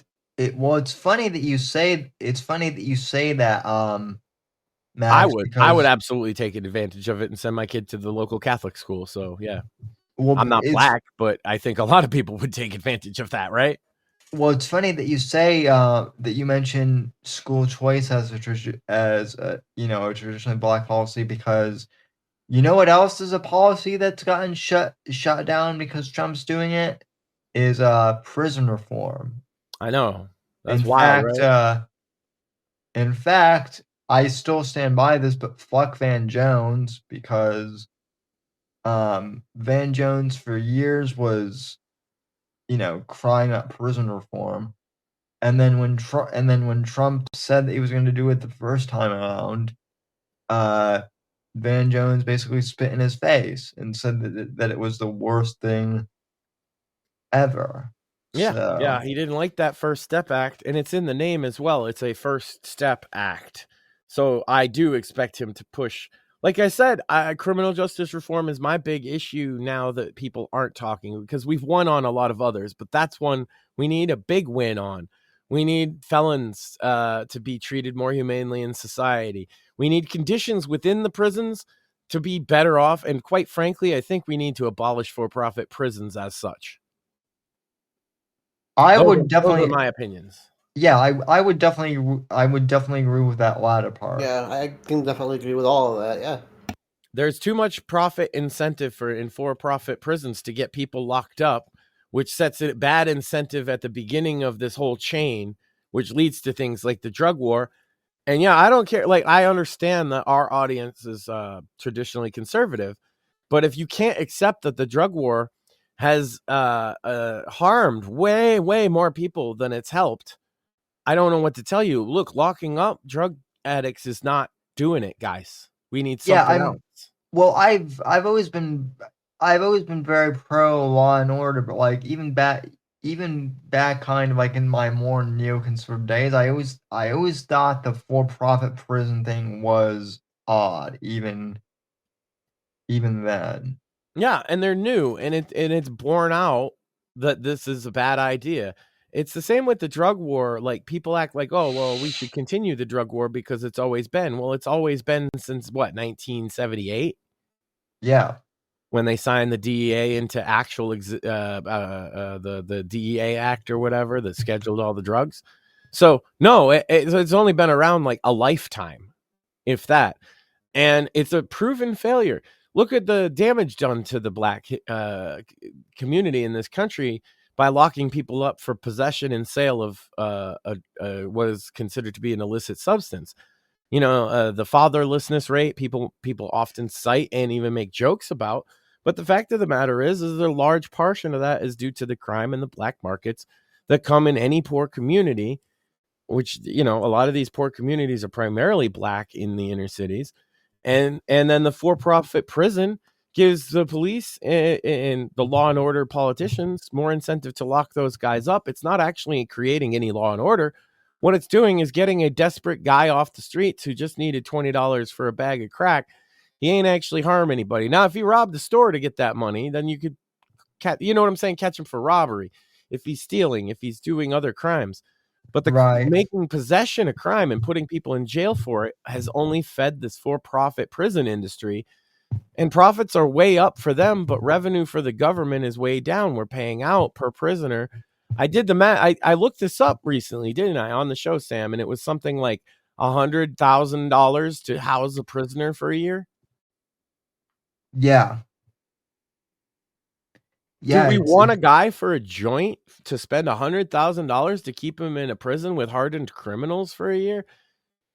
Now move that up. Do we want to do it for a guy with a thing of magic mushrooms? Do we want to do it for a guy who taking some DMT? And then you could even push it out towards, like I say, heroin, crack, fentanyl even. Do you want to put the guy in jail for possession of it? Do you want to put him in jail for a crime he commits while on it? It seems like putting them in jail for just possession of it is a massive failure. Yeah. No, and argue about the morality of the use of drugs and what we should do to intervene, but you can't argue with the results being a massive failure. Yeah. No, one of the things, Max, that I remember back in 2016, I'm not a huge fan of Chris Christie. No one is. Krispy Kreme. Yeah, but to his credit, one of the things that he did talk about was he thought that we needed like criminal justice reform when it came to drugs.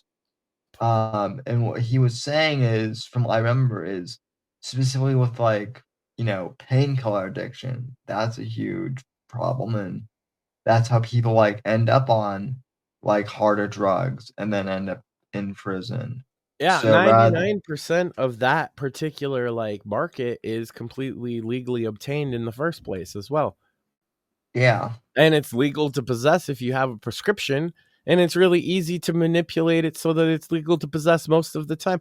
And that's the thing is, so you got these workaround systems, they feed into it, the whole thing. Look, I think that we could invest a fraction into treatment of people with drug addiction rather than imprisoning people for possession only, and find way better results. That's my opinion. And I think we could even make the rehab facilities or whatever that we invest in, I think that we could actually make those for profit and it would work. I would agree with that. But we can't do the for-profit prisons for people for simple possession and continue to get these results and not say to ourselves something has to give, because when there's 60 to 70% fatherless rate across Americans, regardless of race, right? It's 60 something percent in the white population. It's 70 something percent in the black population. It's equally, it's in the 60s or 70s in the Hispanic population as well. So there's something fundamentally wrong. And if you look at a large portion of the fatherlessness in this country happens at the low end of the economic bracket, and it includes a father doing a prison stint or having an inability to find a job after a prison stint. Yeah. Well, I've never heard one. Well, it's not even that I've heard a good reason for a for-profit prison. I've never heard a reason at all given for a for-profit prison. Well, that's because they can't anymore. And you were there kind of after the debate had already finished.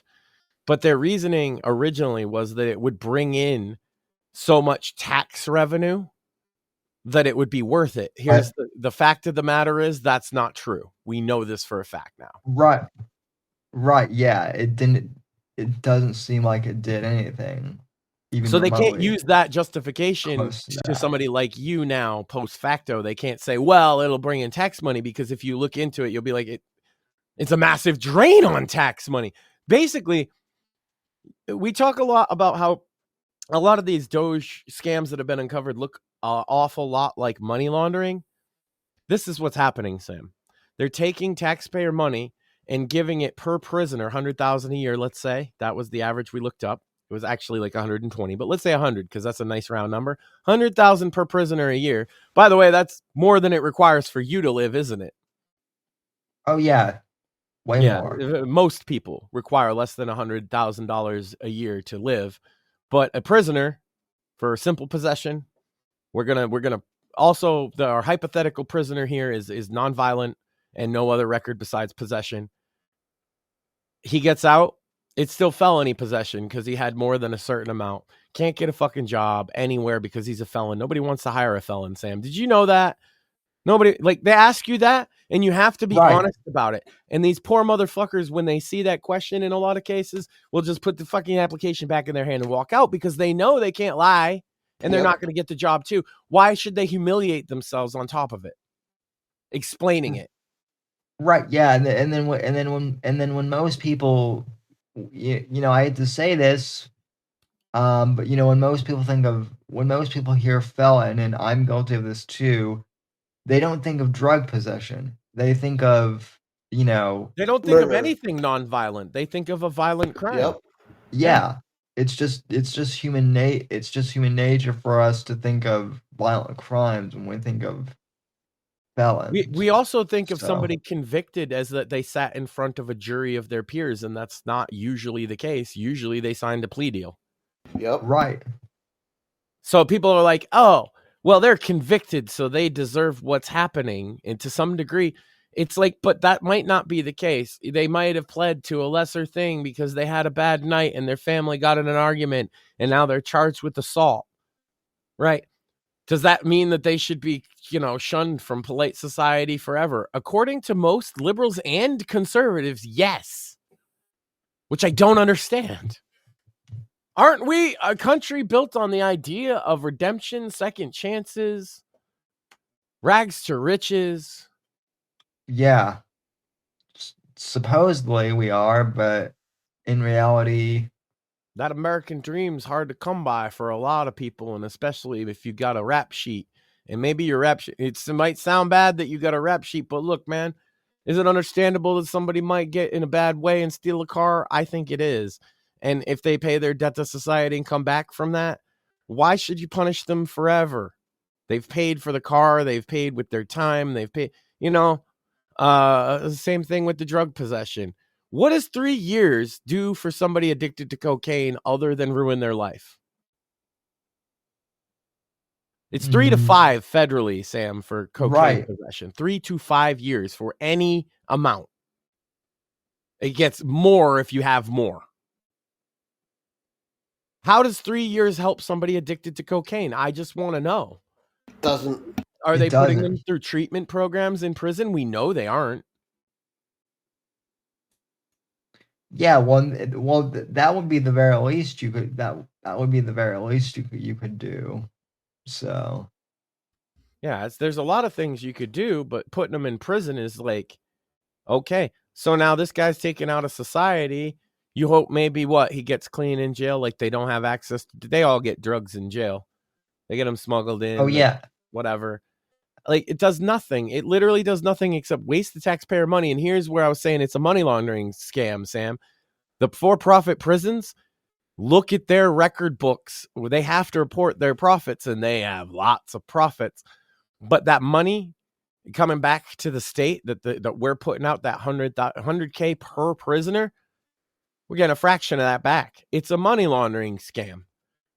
They're putting normal fucking people in prison for what used to not even be a crime.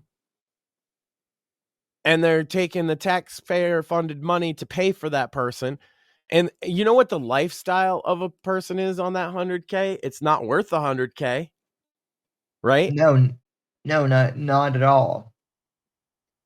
They cram them in there as many as they can. They don't get particularly good treatment.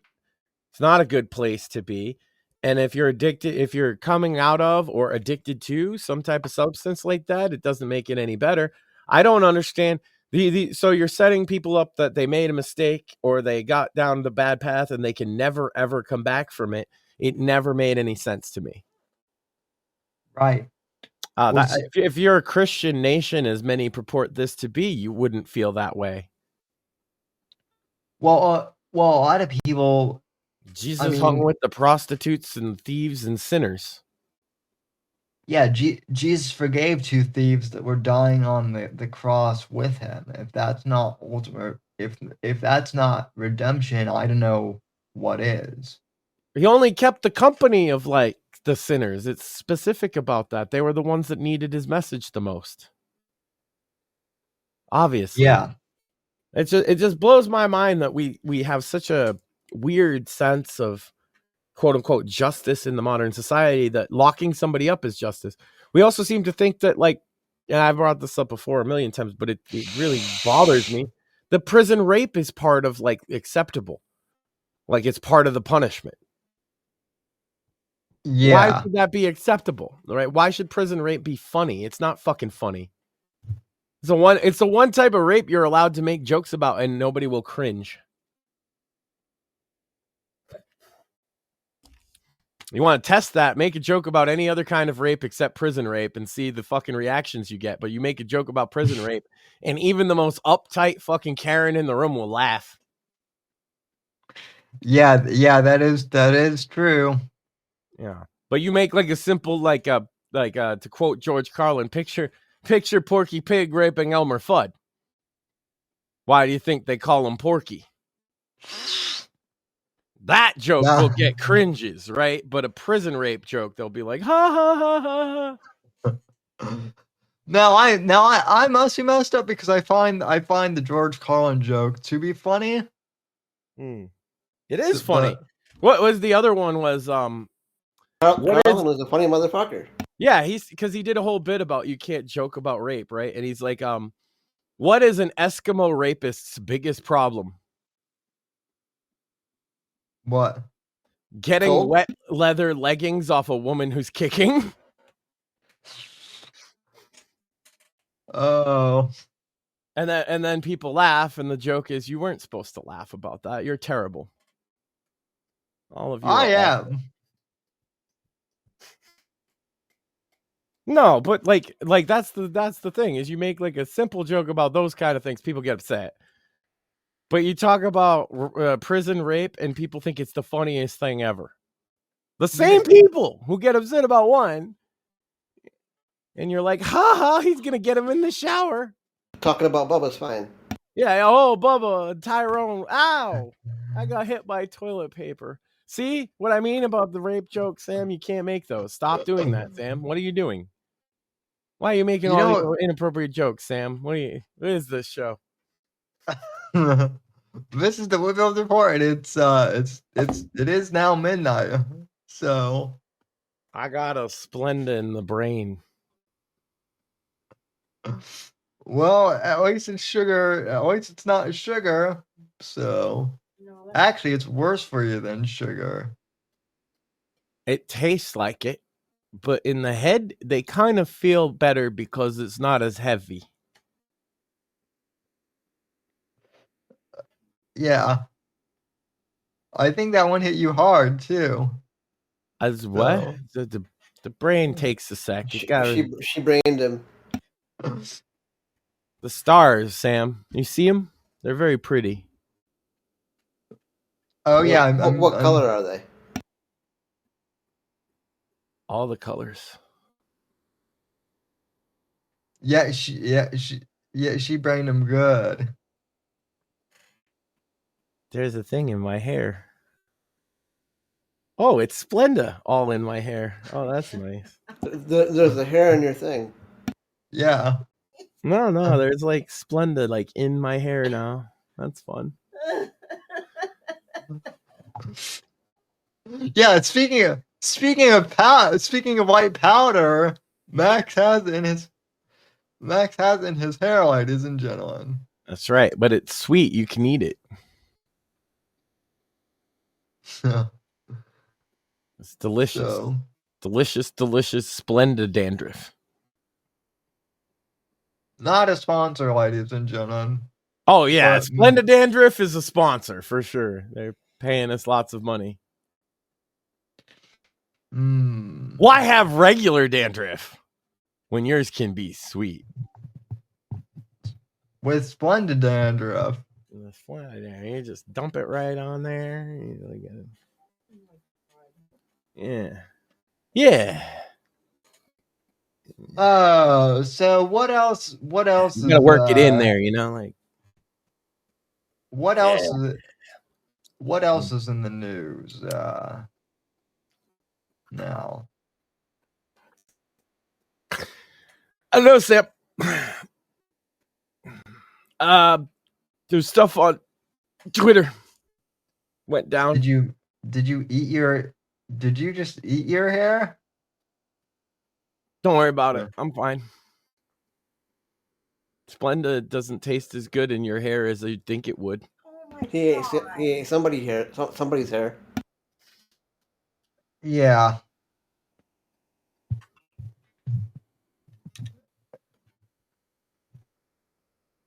Oh my God, we lost Sam.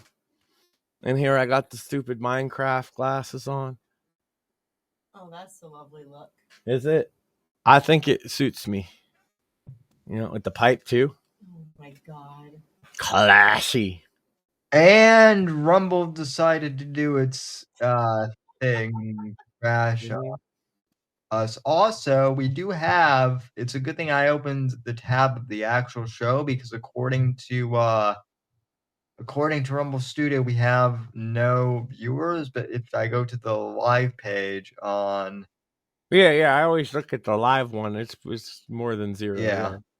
I would. Yeah. Rumble Studios being a Rumble Studio. Yeah. Right after I took time to answer their survey too last week. That's nice. Yeah. It's been 0 for me the entire show. Yeah. Lovely. I thought you said the N-word again or something, Sam. Well, I did say the N-word. I said nagger. God damn it. Here we go again. So, anyway, what else has been... You guys catch Raw? I did not. I did not. What do you think, John Cena heel turn? Anything on that? You guys like it, hate it? Well, Highly entertaining. Well, as I said last week, he did heel turn like a long time ago when he sold out to China. Well, I was just gonna say, you know, the funniest part. He's physically killed him in the ring. The funniest part is that a rapper made Cody look like a little bitch. Yeah. Funny. Yeah, so I don't know. I think that's hard to do though. Mortheous could make Cody look like a bitch though, to be fair. Oh well, don't get too mean, Sam. The Cody crybabies will get all upset. And they'll start crying again. Come for us, Cody crybaby. Oh yeah, I'm sure the Cody crybabies will call me racist again. Ooh. Well, that's true, Sam.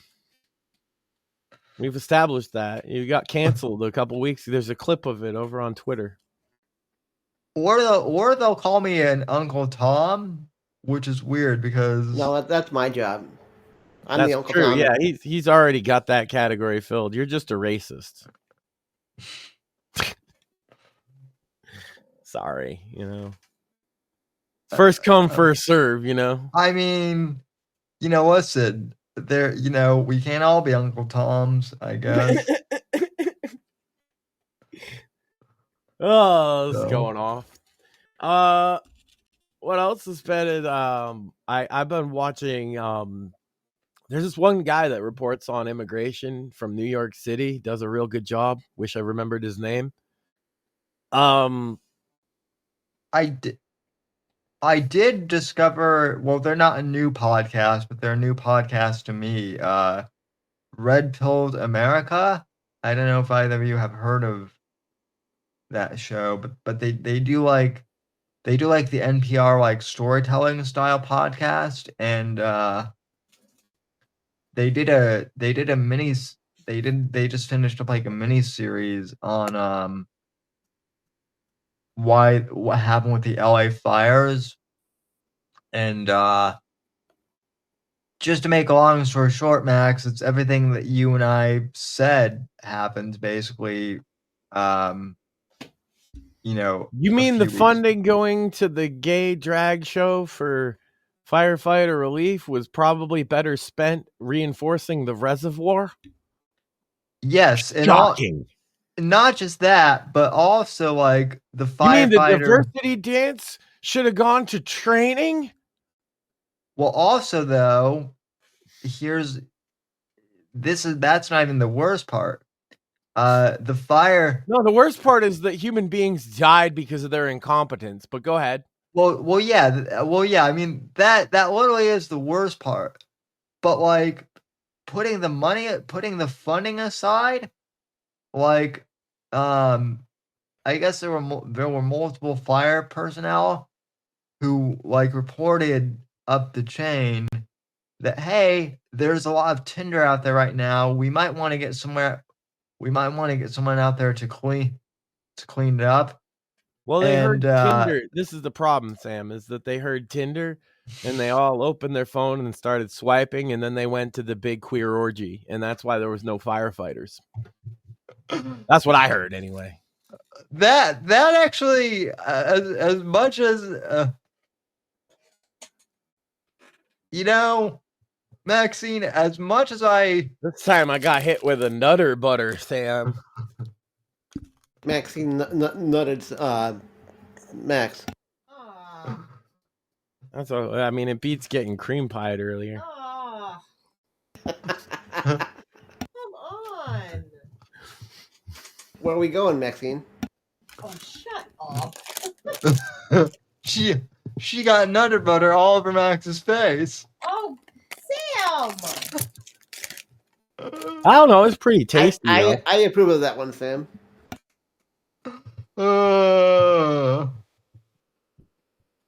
You know what's the best kind of cookies, Sam? Rage cookies. Jesus Christ. You dip them in your coffee, you know? Oh, yeah. But no, what I was gonna say A is little salty, I'll admit. what I was gonna say is yeah, Max didn't necessarily deserve that Nutter Butter all over his face because I actually don't doubt that the California fire department was more interested in swiping on Tinder than actually cleaning up the Tinder in the parks and whatnot. So Maybe in their fire uniforms, taking selfies. oh, here's an idea. Just Pro to kind tip, of gentlemen, if you are a firefighter, that might get you laid. well, according, well, Rumor I can has it the say this now uniform that he's itself gets passed, people but laid. let's just say my uncle, even after he got divorced, being a firefighter worked to his advantage, more than a couple of times. Ladies like firefighters of probably the They most of all the civil servants, even more than cops. they Ladies like the do. guy in uniform. They also like Dalmatians. So Yeah. And gay pornography, Sam.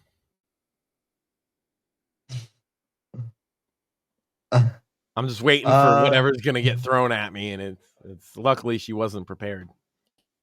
well, now she's trying to like think of things to. No, she wouldn't do that. Ow. The orange. Naranga, Sam? Naranga? Oh yeah, those things that the unemployed USAID workers can pick now. So Right. Well, we're just swimming in them now. They come and they hit me in the side of the neck. I do want to give you credit though. Apparently you threw a bunch of paintbrushes back at her, and she painted that top 10 board. Oh no, she used her special paint from her dad for that one. Oh, nice. Yeah. It was her idea too to decorate it. I was like, it's a clipboard, but it's an awesome clipboard. Also, yes, doing all in. I'm glad it's not got like bedazzled, sparkling,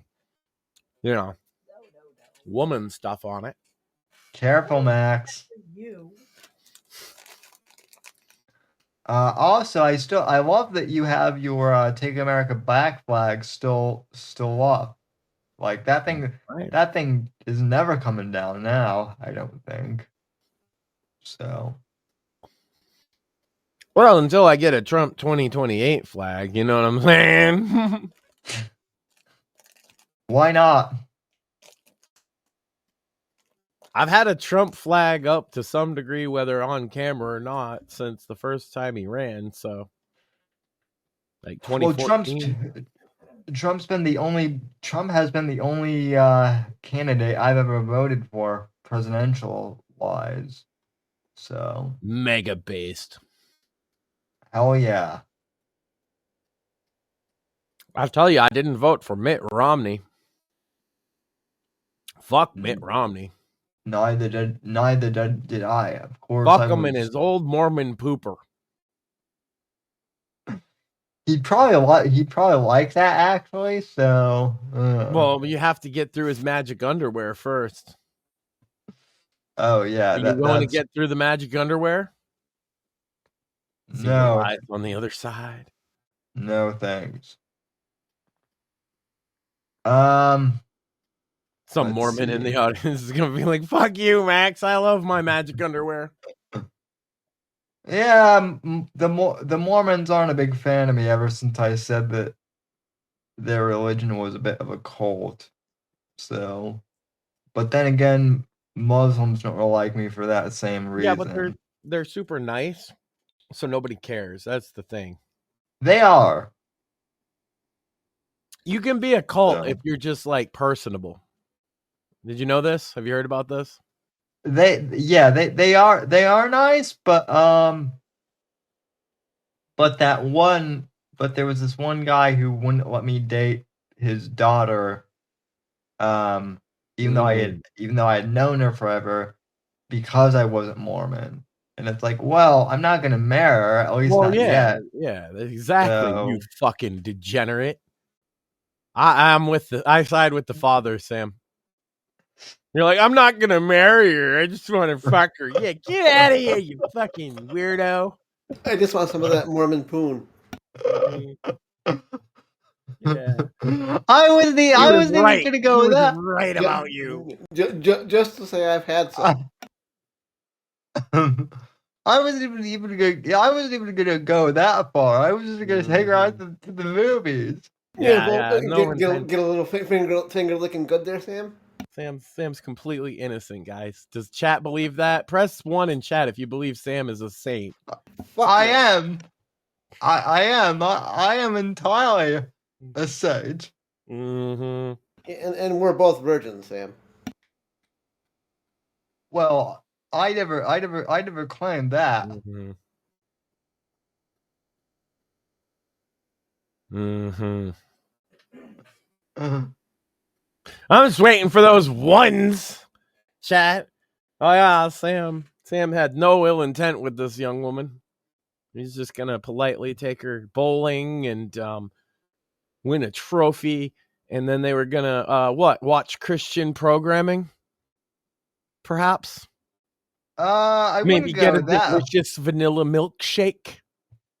I wouldn't go that far, but I was gonna. Oh, that's way too. Yeah, Sam's too innocent for the milkshake, guys. I was gonna show her Indiana Jones and the Raiders of the Lost Ark. That's a good Christian program. You were Sam and the Raider of the Lost Panties. Sam and the Raider of the Lost Womb. I was gonna say I could raid her arc. So Sam, by the way, and the Raider of the Lost Mormon magic underwear. These flying larangas are delicious, Sam. You should try them sometime. I love the fact that the audience used to complain, I can't stand that Apex eats on stream, and now here you are on camera. By the way, look, when God sends you manna from heaven as delicious as this delectable mandarin orange, you gotta take part. That just comes flying at your head. So it's ordained by the Lord, Sam. There's etiquette when you're eating on mic. Oh, I know this is bits and bones territory, but I did play a crappy game this week that I do not. It's not bad. It's just like repetitive as hell. It's the prequel to Yakuza, I think, that just came out, which is hang on, let me look at my list on my phone. I did hear about the new Yakuza game coming out. Is it the pirate one, Sam? Yes. Mm, Well, that's the one that just came out. Was the pirate one? Yeah. No, it's not that one. Hold on a sec. Let's hold on while he guys, and just wait. That's good radio, Sam. What are we holding on to? Oh, it's Like a Dragon, the man who erased his name. Yeah. So I love that game. I can understand that it's a tad repetitive and that the combat is turn-based, and I don't think you're much into that. But what I would say, Sam, fuck any other Yakuza game except Yakuza 0. If you get the chance to play that one, if you're gonna like the Yakuza games, that's the one that will make you fall. Oh yeah. Oh, Yakuza 0 is excellent. I have played that one. It's just, Like a Dragon. Like a Dragon is good for what it is, but it's different. No, it's like I said, it's not bad. It's just I think the story is one of the best stories in gaming, though. Like, if you play through till the end, each story is very heartwarming. Yeah. And then there's the pirate one that's out now, which looks awesome. I'll probably play that at some point. Because Yakuza Pirates, I mean, come on. Come on. Next they should do Cowboys. Yeah, who would have thought? Also, doing Cowboys? Well, a lot of people, Sam. That's why gay pornography exists. I mean, look, I'm not looking for Wasn't there a movie about gay cowboys? Yeah, Brokeback Mountain. That's right. Well, it all stems from the gay cowboys eating pudding, Sam. Which is the next thing that you're going to get thrown at you, most likely. But gay cowboy pudding? Gross. Yes. I was just gonna say pudding, but now you're gonna motivate Maxine. Look, all I'm saying is Hulkamania is running wild coast to coast. Yes, it is. That's right. So also, I'm just trying to see what Sam's response to some of the shit that I say will be sometimes, and that was one of those moments. I was just waiting because he's just like, okay, I gotta move on from that. That makes no sense. All right, let's go. Well, no, I was. If we want to talk Hulk real quick, I saw that he. I'm always down for talking about the Hulkster, brother. The Hulkster. You don't work yourself into a shoot. You might shoot your work into a fake shoot with your work. Kiss, brother. I guess the Hulkster was like was preaching to like teenagers at like a Sunday school thing because let me tell you about Jesus, brother. Go ahead, Sam. Because he said that's exactly what he said, Max. Yeah, because he's so bad that like he's preaching to teenagers and he's giving kids with Down syndrome hugs now too. I mean, that's how bad of a guy he is. Well, I mean, that's the thing is like first you start by giving them hugs. Next thing you know, you believe that they deserve to be alive. It's a slippery slope, Sam. Yeah. Did the Iron Sheik ever preach to kids? I don't think so. The Iron Sheik tell all the little kids about the time in Madison Square Garden. I fuck Hulk Hogan in his ass, put him in the camel clutch. It was great in front of all my intelligent American fans. USA.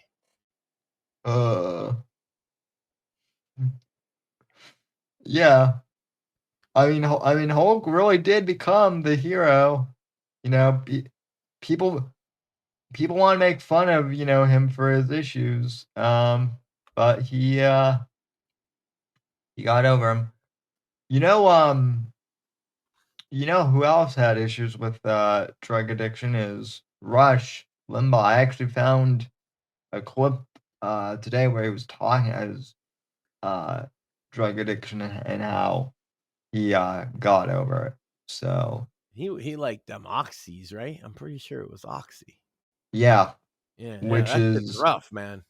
Yeah, which that I've actually had a family member who's been addicted to oxy, and apparently like that's a really tough one. I've known lots of people addicted to painkillers, that among them, and man, some of them aren't with us anymore, It's a really rough thing, so.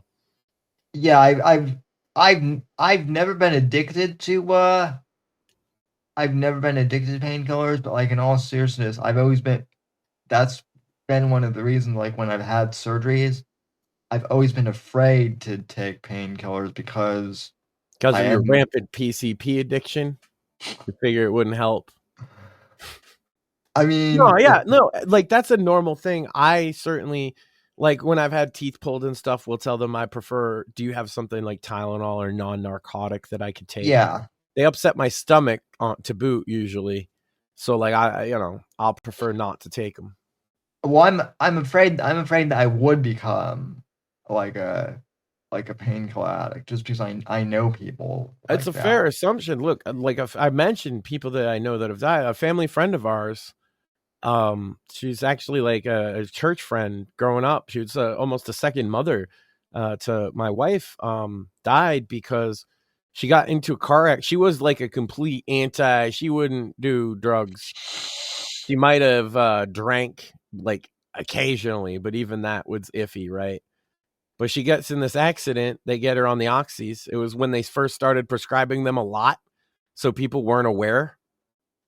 And she couldn't kick that, man. She couldn't kick it from that moment forward. And then it became like, the thing is, you can't always get your oxys. So then it became, well, she tried and get Percocets from people she knew, or Vicodin, or anything else. And the next thing you know, you're a full blown addict. And, God rest her soul, she overdosed and passed away. And she was not a drug addict that you would think of. Like, she wasn't a street person. She wasn't poor. They were upper middle class. They owned their own home. It's just, they get that shit into you a little too long after surgery or something, and it's really, really hard to kick, man. It'll ruin a otherwise very rational and intelligent person's life. Yeah, no, I knew a kid in high school. Like I didn't know him super well, so it wasn't like a friend or anything. But I knew a kid who was like 2 years ahead of me in high school, and he was a varsity athlete, very smart. Came from a good family, and he broke his arm, and somehow he got addicted to oxys, and yeah, I think he had to spend some time in juvie. Unfortunately, like it wasn't too bad, but yeah, it could have been had he been an adult. Well, So I think I've mentioned him on the show before, but I had a boy named my boy Paulie, and he took a bunch of pills as a teenager, just being like a party guy, teenage white boy from the suburbs trying to be cool. And it fucked him up so bad he needed dialysis in his early 20s, and he did eventually pass from it. And he smoked his last cigarette with him outside the hospital. He left behind a daughter. Terrible. It was choices he made when he was a teenager. He basically killed his liver with taking them drugs in those amounts. So yeah, it's rough, and then, but the other thing with the painkillers is like sometimes you legitimately do need them from a surgery or a serious thing. Always tough call. that is one thing I would be Full genuinely- disclosure, I've been on painkillers since I was 18 because of back issues. Yeah. Yeah, well, I'm sure that is. Well, even then, it's always going to be a matter of you don't want the dosage to continually go up, right? You got to manage Right, it. knock on wood, I've been on the same doses of my pain med since 2019. I haven't needed an increase. Yeah, it's tough because you naturally will over such a long period of time too. And it's tough. There's no science. This is the thing that people don't get. It's an art of trying to find what's right for your body with that kind of stuff. And it's really easy to go past a point of no return, especially with the pain meds. And Oxy, especially. I think Oxy, aside from fentanyl, which isn't something that they normally prescribe anyway, right? But Oxy, they do. I think over the counter, Oxy's the quickest one to addict you of all of them by far. I'm pretty. Yeah. That's what I've heard. It's because it's essentially Oxy is Vicodin without the aspirin agent to kind of temper the effects out. So it's basically like purer Vicodin. And that's why it's so much more addictive. But it pales in comparison to how addictive fentanyl can be, which is an even purer form of the same thing, essentially. They're all essentially variants on the same opiate, And look, you see seasoned drug users, dope users, right? Needle users, OD all the time, and they think that they know their tolerance, right? And these are people that shoot up every day, and they'll just one day it's like, oh, a little too much in the needle today, huh? Guess that's it for me. I'm out this world. It's crazy, I've seen people in my neighborhood have fucking died since I've lived here, and then their family moved out because of a OD. Terrible thing. And then we don't live in the ghetto, It's not. We live in a nice neighborhood, but it happens here too. Yeah, Not the only one in this town, just in my neighborhood. Yeah, no, that It's everywhere, man. Honestly, Yeah, I know that. if you made me quit coffee, caffeine, or my pain meds, I would honestly have more of an issue kicking caffeine. I bet. Yeah. I know what that's like when you don't have your day's coffee. It's like, oh, well, I can't function today, huh? Yeah, that was me. That was me on Monday for sure. So Yeah, it happens sometimes. But I think but anyway, we put together a pretty good show. And hey, I'm going to get kicked out of the show. And then and I'm going to get kicked out of the show and then refresh the page. Yep. it was almost like you predicted it. So. Yeah, well, what I was going to say is I'm working on commercial. It should be ready by next week, provided you take a look at that thing I sent you. I will. So I'm actually, because we got a big launch coming up, Sam. We do. Also, we have a big we have a big anniversary too. 17 years of the Whitfield Report. Too. So what you're saying is you've been going as long as TSP. Yeah. I've been how many times have you got caught jerking off on air before a stream, Sam? 0. Well, then he wins. He's got more than one, as far as I understand it. I've never gotten caught for stream. I'm telling you, Sam, one day you should just start. Camera was on the whole time. Yeah, one day you should just start the show with that. Like, oh, the camera was on. Well, on the whole time, huh? Yeah, just to psych everyone out. So, but and then Maxine will throw stuff at me. So no. Good. It's about time. Somebody has to. This man needs to be stopped, ladies and gentlemen. He's on a rampage. He's writing books about stuff. Cartels. Cartels. Yep. Next thing you know, I'm gonna make Mortheous into a secret agent or something like that. Well, he already is, but I'm totally gonna write the John Ryder Rule 34 fanfic, though. I already gave Maxine the rights to that, actually. Yeah, but mine will be funnier. Oh God. He's the spy that fucks literally everybody completely indiscriminately. He's like, the first shot is him trying to seduce a houseplant, right? Incessantly horny, that John Ryder. Almost. It's almost like you're trying to say something about the author. So. I felt that whiz above my head, Sam. Yeah, it went over your head that time. I know. I looked down to bite the tip off the blunt here. It's like one of those Trump moments, where I barely missed me because I turned my head at the last moment. I think that I have been saved by God to smoke this blunt. Yeah, you know your purpose. She missed again. That's a sign, Sam. It is. That's 2 miracles. Hallelujah.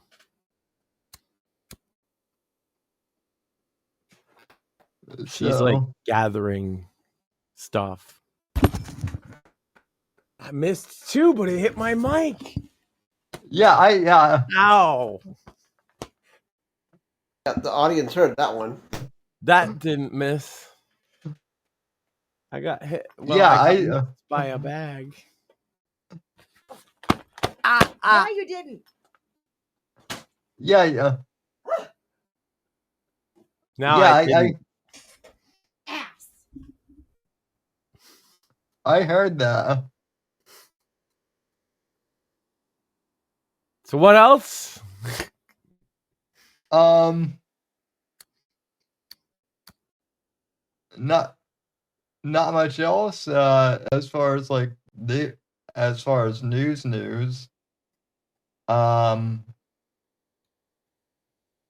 I guess Mortheous has been like. I guess PPP wants to fight DSP now.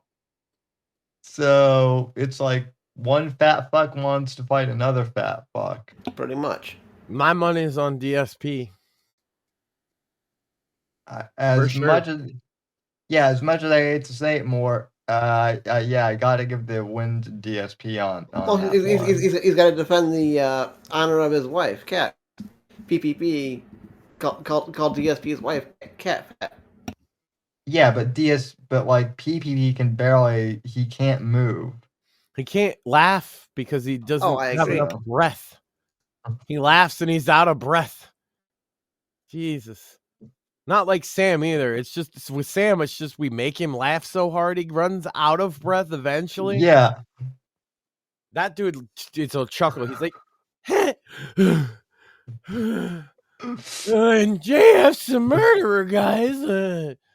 And he does look like a transvestite clown with shitty And then Andy's clown like, makeup. whoa, buddy! Medicare masochist with $5,000 trillion. Yeah. Yeah, him and Andy Worski. Whoa! Signal boot for $5,000. So JF's dead wife for $5 million says.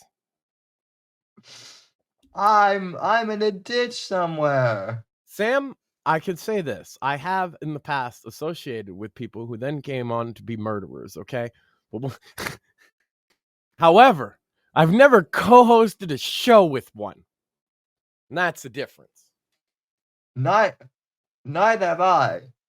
I have associated with a guy who I guess drives to people's houses. Oh my God, yeah. You know, I hear that he's a complete psycho. Sam. Yeah. He's dangerous.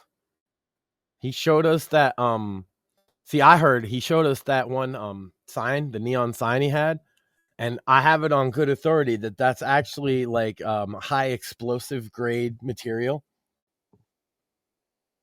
Yeah, well I'm now being told that like I deserved Mersh, bullying me because I associated with Ellen.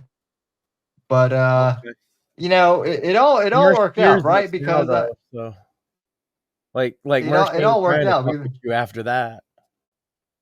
it all worked out though, because I dunked on Mersh and then went on a tour of the internet. So Yeah, you just waggled your dick in his face and Good Lord.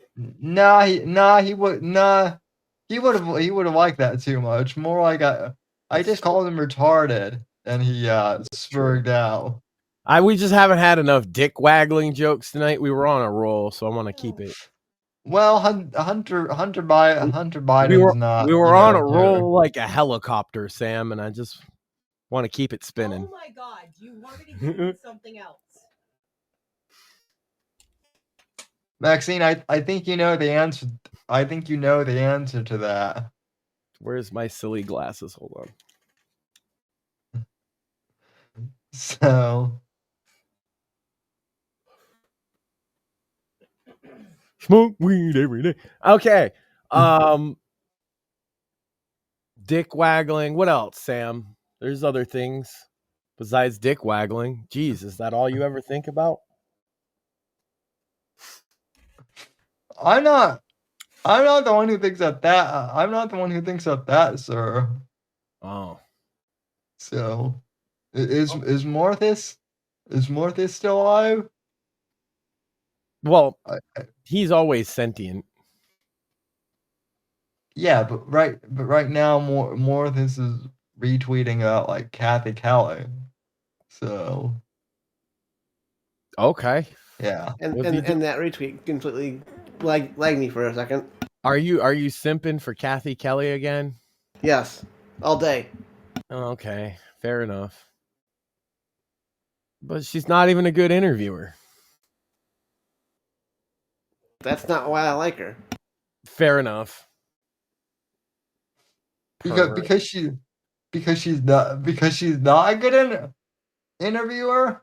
No, he likes her because he finds she's a her be- to be attractive. Get with the program, Sam. She's a beautiful woman, Sam. Well, yeah. Yes, Well, Sam. yeah. Well, yes, I know that. But I mean, she's not the. She's not the Sam? Sorry, she's not we were the, just she's not the worst interviewer. She's Who not is? Rachel. That would be a Michael Cole. Michael Cole is the worst everything. I'm constantly yelling during Raw for Michael Cole to shut up, and only Maxine hears me. Very true. Just he'll say something, and I'm just like, shut the fuck up, Michael Cole. He makes the whole experience less enjoyable. I mean, Kathy Kelly is a better interviewer than Aaron Andrews, who was the NFL anchor. So, Hey, you But know what that- was funny? I saw this. I noticed this. Did you guys pick this up? Raw this week showed tons and tons of celebrities in the crowd, and not one of them said wrestling was fake. It's almost like they were dunking on somebody. Good. yeah. I wonder who that could be. What program would throw a pay-per-view and have a celebrity say wrestling is fake? I don't know. That seems so low class, you know? AEW. Oh, right. They did do that this week. And then Raw literally the next night had like 8 trillion celebrities and showed you how you can just show them on camera and say the thing they're in, and they're happy as shit because they don't have to say nothing. And also Yeah. way more popular than whatever that dumb broad in that C-list movie is. So, big thumbs up to WWE for showing AEW how you do celebrity cameos. Yeah, I mean, Even after they fucked up the Travis Scott one, to some degree, because who the fuck is... Dude, I am in the target demo who should like Travis Scott, and I still never heard a song by this motherfucker. neither have I. Has anybody? I'm gonna do my No. research, Sam. I'm gonna listen to Travis Scott this week and tell you what I think. I keep hearing that Kendrick Lamar is great, and I tried listening to him, and I'm not. Look, I'm not. And I just can't. He's not. That's the thing. He's not. He's like a fake activist. He piggybacked on the BLM thing to get himself a little notoriety, that kind of deal. People tell me. People have literally said to me, Sam, you like Kendrick Lamar because you're a jazz guy and you're also a rap guy, and so you like him most because he does both genres. No, as someone who likes both rap and jazz, he sucks at. First off, he doesn't even do either of the genres. I don't even know what he does. It's not music. Well, okay. But yeah. I recommended Necro to you, right? And I think Yeah. you've listened to enough of the songs to see why there is a jazz and like old school R&B like infusion into his beats, right? You can Yeah. hear it. Oh yeah, Lots of totally. musical progressions that are similar to jazz and stuff. And so for me, I'd be like, yeah, you might like Necro because his beats. You might not like his lyrics are harsh as shit, right? But the beats themselves, there's a jazz influence you can literally point to, and you can say, oh, this is like a progression, this is something like you would hear in like fusion jazz or something. Kendrick Lamar, like he uses samples from old songs and they call that jazz. That's not what jazz is. No. And by the way, that's nothing new. Old samples being used in hip hop of jazz and R&B goes back to the very foundation of it. It wasn't until you could make computerized beats really easily that people made their own. It was all samples. Yeah, well, or you could use like an 808 Casio keyboard, but if you listen to those old beats with like an 808 Casio, you can spot them a mile away because there's only like a drum beat and a bass line, and it's really simple. Yeah, like Sir Mix-a-Lot old shit, like Posse on Werner, or like NWA's first records. Like those 808s were really limited, so you would use samples to flesh it out and make it feel like a full music. And of course, you'd go to jazz, R&B, funk, things that have a lot of like color in their music, right? And also things that blues as well that are tied uniquely to the Black community in their art form that they're making. That's a fusion of all of these things, you know? So them saying he has jazz fusion is like saying he plays, you know, it's like saying rock and roll has blues elements to it. It's like, of course it fucking does. All rap has jazz elements. Shocker.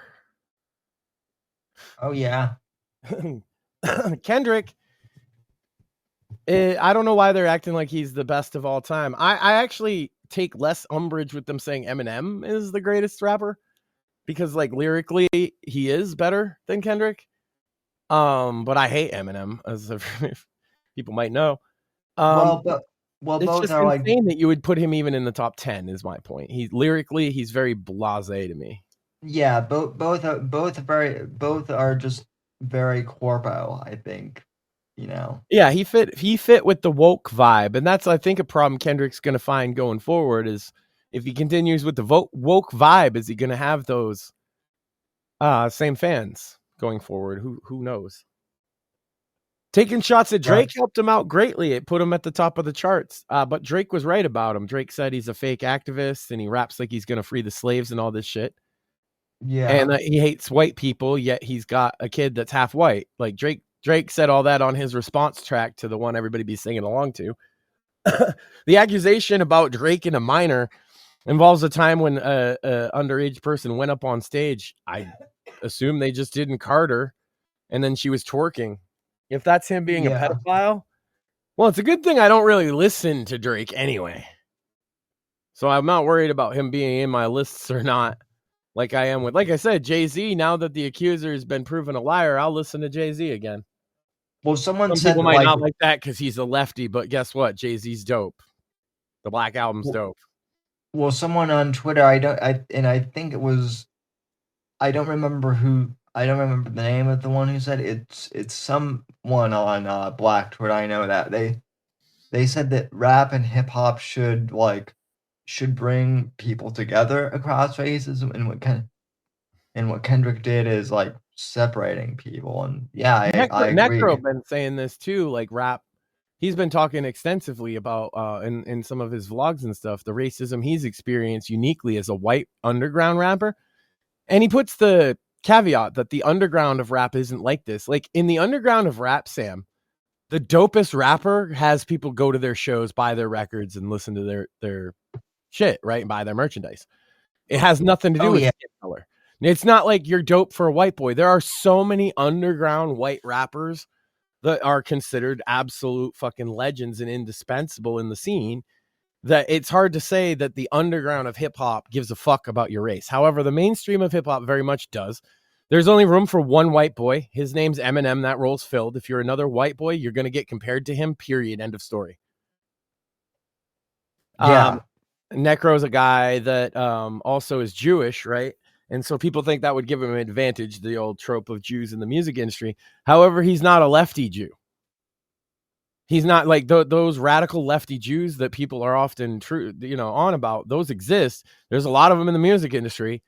He's not one of them. He doesn't share their worldview, right? So he's automatically out with those people. That's a lot of powerful people in the industry. And then so he has to go on to the other labels that a lot of them are very black centric, right? They don't want him neither, right? They're like, we can't market a white boy if you ain't Eminem. So yeah, it's tough. I think maybe I'll ask him if he'll come on and talk about this, because I think it's an interesting topic we've heard a lot about the racism thing, but it's interesting that the one group of white people that will still point out that there's racism is hip hop fans, like white hip hop fans. Like I've experienced it recently. You know what I mean? Yeah. Like, you're not a part of it. Like, you weren't there all along just because you're white. It's like, well, if it weren't for white suburban kids like, or urban kids like myself, buying the records in the 80s and 90s, hip hop wouldn't have ever gone mainstream. Right. You know, and black people that get upset about that, I don't know. The rappers I've talked to about that, and I've talked to somewhat famous rappers about this exact topic, Sam. And do you know what they say? It's so cool that people from a different upbringing than me relate to my music. That means that they can relate to me. It bridged gaps for a lot of these artists rather than the other way around. Just because they grew up in a primarily black inner city, now they're meeting these white kids from the suburbs that feel exactly the fucking same about some things that they do and can relate to their music. That didn't create racism. It did the opposite. Hip hop is now more pervasive than rock and roll. And that's why. That's part of it. It spoke to people universally across their experience, right? Yeah. That's why a guy like Tupac is remembered so fondly. It was poetry that spoke. Even if you didn't live his life, you could feel like what it was like. But no, hip hop's not art. It's just crap, right? Rap is crap, and yeah, I hear that a lot too. It's just jungle music, and it's got no depth to it, and it's not real music, and I've heard it all. Well, I mean, yeah, I mean, yeah, there's a lot of yeah, there's. But I would challenge somebody like that to listen to. Let me find Bob Seger by Atmosphere. Listen to that song, and then write me a short essay as to what the song is about, and then tell me how stupid hip hop is. Right. You know, listen to some of Cannabis's like 1,000-bar infinite rhyme that you can mix and match with each other and make a song infinitely out of. Listen to some of that and tell me how stupid hip hop is and how it's not an art form. It's called Poet Laureate Infinity. See, this is the thing is it very much is art. It has art to it. There's higher and lower art and everything. There's the vulgar and then there's the beautiful, right? Well, some of the vulgar stuff I really like. Is another thing is like people get mad at me or I've gotten negative feedback, let's say, for promoting artists who are either pretending to be or openly satanic in their music. Yeah, I don't care. I like the music. If you have a problem with that, get fucked. Don't listen to it. If you don't understand, like a guy like Isham I promoted and Necro have both used satanic imagery in their songs. But if you think they're Satanists and they're promoting it to kids, then you're retarded. One, you didn't get what the song was about. And two, I don't even care if they were. Because it's not being sold on the TV to everybody. It's something you have to go seek out yourself. And I'd say the same with like Sictanic might be a different case because, yeah, Sictanic actually is a Satanist. He's also a friend of the show and a good person. And I like his music. And if you can't see past that one thing, that's fine. I appreciate that. I like art that's out there. I like somebody that has something to say. He has something to say. You might not like it, but it's something to say. Agreed. Do either of you gentlemen know who this Ian Carroll guy is? Sounds familiar, but why? I don't know much about him, but people keep saying that he was like on Joe Rogan last week, and apparently like he called Israel on their shenanigans or something like that. Like it seems like the Groypers want to like embrace him, but he's like not. he's not like exactly in it. I don't know. How long are we still gonna have groypers now with the U.S. aid getting caught? You think it'll last a year or? I mean, I would 6 give to it 9 6 months. months, maybe. I was thinking, I've been thinking, Sam, about writing something, so I'm creating kind of a setting. And one of the things I thought of that might be funny, it's like a near post-apocalyptic setting of some kind, right, in America. And so I thought that would give you like kind of like Fallout, an unrestricted way to play with like ideas and stuff. And one of the ideas I thought would be hilarious is to have like a town of groypers and a town of Nation of Islam like right next to each other. And it would be even funnier because there's plenty of space and resources for both of them to settle a little farther away, but they chose to settle right next to each other and argue all the time. Yeah. Yeah, and they're just in a constant, never-ending shouting match until the protagonist shows up, and then whatever. Like, yeah, I just like there's so many little ideas like that because people are so silly now that they'd make a great fodder for like, what if that survived into the future unrestricted and you had a town of groypers? And then I was like, well, who? The other town either had to be Nation of Islam or the Black Hebrew Israelites. I think Black Hebrew Israelites might be funnier. But I kind of would like if there's a town of Black Hebrew Israelites in the post-apocalyptic wasteland, I think it would be funniest that it's basically a utopia. Yeah, well, I feel like the Black Hebrew Israelites would at least like have a good chance of surviving versus versus the groypers.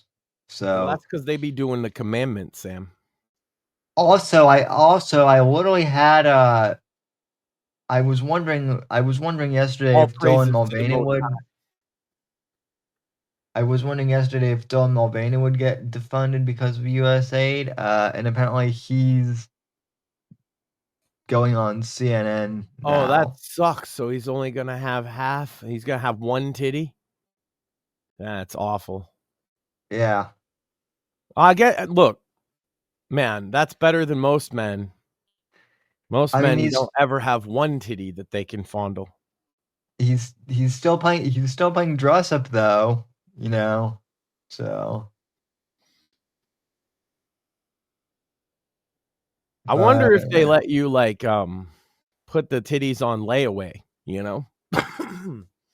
because it would suck if you could only afford one, right? Well, they used to, but I mean now with that getting, now with Medicaid funding, getting cut for that sort of thing, probably not. Oh yeah, plus the inflation, like titty inflation. Yeah. Yeah, I forgot about titty inflation, Sam. My bad. Happens a lot, I guess. So. Yeah. Well, like I said, I can never forget about dick waggling, Sam. I don't think anybody can, really. And if they can, then you're not doing it enough, and you have to helicopter it a little better. Just make sure it burns that image in their brain, And while you do it, you go woo woo woo woo. And now I know why Maxine throws stuff at you. I have no idea why. So keep that image in your head, gents. We got anything else tonight, Sam? Want to end on the image of the waggling penis? I'd like to think that we have more stuff, but I can't think of it. I will say this: we have. I think now we have like a dick waggle. I think we have like 154 subscribers now on Rumble. So, thanks everyone for that. We are streaming also on Odyssey 2. We've been streaming on Odyssey, so you can follow us on Odyssey at the Whitfield Report. We only have 24 subs on there now, but How many you know, don't? obviously any support on Odyssey is appreciated as well, and that's also where all the old shows are archived as well. Oh You know, God. from the YouTube days. Luckily, there's not as much of me on the YouTube ones. That's true, but you can go back and listen to you know, you can go back and listen to the John Faulkner episode. Oh yeah, that's right. Because you don't take them down. People ask you to take shit down. Isn't that so fucking dumb of people? Yeah. What Nobody in what's particular, and no reason in particular. I say that, Sam. I'm just saying. Imagine somebody telling you to take down an old episode for some reason. That would be pretty dumb. Well, you know what also would be dumb is if people ask me to take stuff down, but then like they don't realize that there are other copies of, you know, episodes of my show that like other people have. So even if I did delete said episodes, that wouldn't actually get rid of the episodes. So what a concept. So um I will say, as an aside to that, if anyone does want to you know, clip my show, I'm okay with that. I do ask, as courtesy, that you link back to, you know, the Rumble channel and or Spotify, whatever. We appreciate that. That's right. And if you don't, we'll break your kneecaps. Or Well, we'll I mean, not do anything, and we'll just be really upset with you. One or the other. I forget which. I mean, Max I might run over your feet, but you know. Well, that's why. Look, I'll hold them down so you can hit them in the kneecap. It's teamwork, Sam. Yeah, exactly. Teamwork makes the dream work. We will cripple those guys. Don't worry. Well, more like we'll emotionally cripple you for just, you know, taking my clips out of context, and then we'll explain proper context and laugh at you. In your home and place of business. So, yeah, because we're totally into that, right? I don't know. I heard if you just say that in a completely joking way, it makes you a psychopath, Sam. So I should be careful. Yeah, I mean, especially Australians. I hear they get really upset about that. I might get it. Well, especially with all the drugs that they do down there in Australia. Well, they might throw a kangaroo through my window too, which you know, I'm not sure kangaroos would like the weather in Florida though either. To be fair, it might be a bit hot for them, but yeah, you know how cold Australia is and all that. Yeah, that's what I've heard. But on that note, I think you know, I think we've had a pretty good show. Over there. Their toilets flush the other way, Sam. I don't trust anybody whose toilets flush backwards. Me either. Also, if there's one promise I wish Trump would fulfill, Mr. President, if you could decide what to do about the time change, you know, daylight savings, or what can we go back an hour, or, you know, keep it an hour forward? Just pick one. Also, Mr. President, hi, Max here. I have a humble request. Do you know of a way I could get rid of 33 cocaine addicted beagles and 17 methamphetamine addicted chimpanzees? Because no shelter seems to want to take them. Thank you. Well, Max, I think you'll need the address to Joe Biden in the state, and you can just dump them off there. So no, but then they'll snort up all his coke, and he wouldn't be happy with that. Well, no, they'll Tried that just be- last week. They sicked their dogs on us, and they're more coke addicted than the beagles. Oh shit. Well, yeah, that's wrong. It's Hunter Biden's dogs, man. They're the most cocaine addicted Rottweilers you've ever seen. Oh yeah, I'm sure. Just I humping. barely made it out of there. Just Hit me humping right in the everything. ass, one of and- them. Yeah. He bled for a week, Sam. But anyway, we'll figure out what to do with the dogs on next week's episode of the Whitfield Report. I was thinking the glue factory. Well, you know, that's usually where horses go, but I mean, I guess that's good enough for cocaine addicted beagles. Maybe Sarah McLachlan will adopt them. The monkeys, know? I just let them go down in the hood. They blend right in because they're on meth, you know? People just think they're meth heads, which they are. You know, they seem to do fine. The beagles has been the problem. Anyway, Sam, I believe you have a book coming out that you got to plug one more time before we wrap this up. I do. People know. Ladies and gentlemen, Night of the Vigilante, which let me grab here.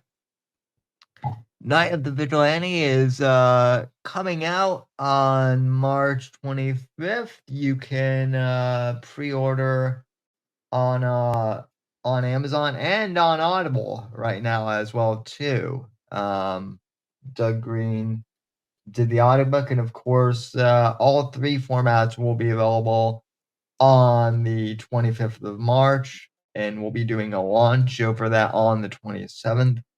So that should be fun. Now before Sam signs a movie deal or something. Yeah, that would be awesome. So, and you know, there's Bits and Bones on Sunday, and of course, Sandwich Makers. Oh yeah, Bits and Bones. I had some important breaking news from former co-host of Bits and Bones, Core. He is, as we were live, Sam, this was breaking. He told me he took a fat shit. Oh my god. Back to you guys. Oh my god. Well, yeah, that's like major breaking news then. Yeah. So I thought everybody needed to know.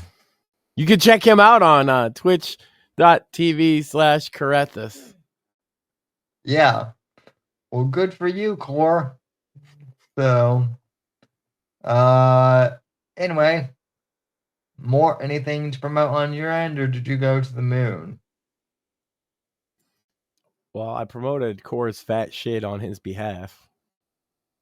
And then you Yeah. can check out Bits and Bones, which he won't be taking a shit on because he's not on there anymore. So they'll probably be better this Sunday. But you can catch Mortheous, Timmy, and I, and Joe as well. That's right. And one of y'all might take a fat shit. Don't sell yourselves short.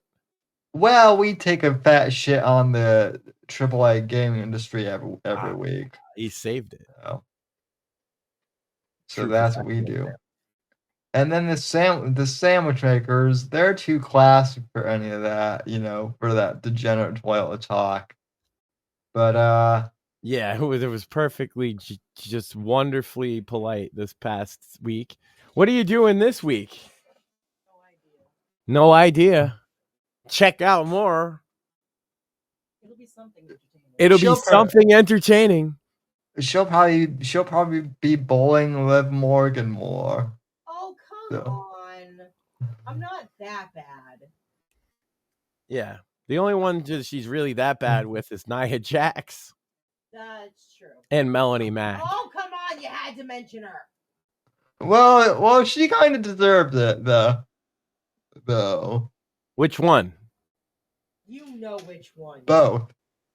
True. She who must not be named.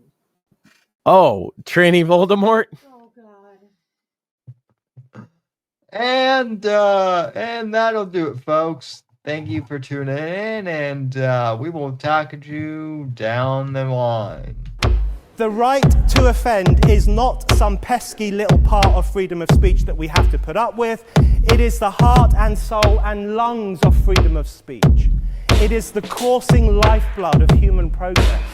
It is the instigator of liberty and modernity and science and understanding.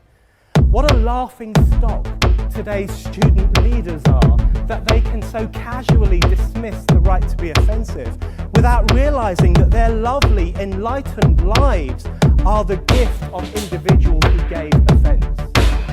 Offensiveness is not just something we have to begrudgingly accept. Offensiveness is the motor of human progress. Thank you for watching the Whitfield Report live on the Right to Offend Media Network. Make sure to check out Sam's books on Amazon, Audible, and Kindle. You can follow Sam on X at SamW_NGC and the Right to Offend Media Network at RTO Media. Like, comment, subscribe, and share with your friends. And until next time, God bless, God save this great nation. God, freedom, legacy, in that order.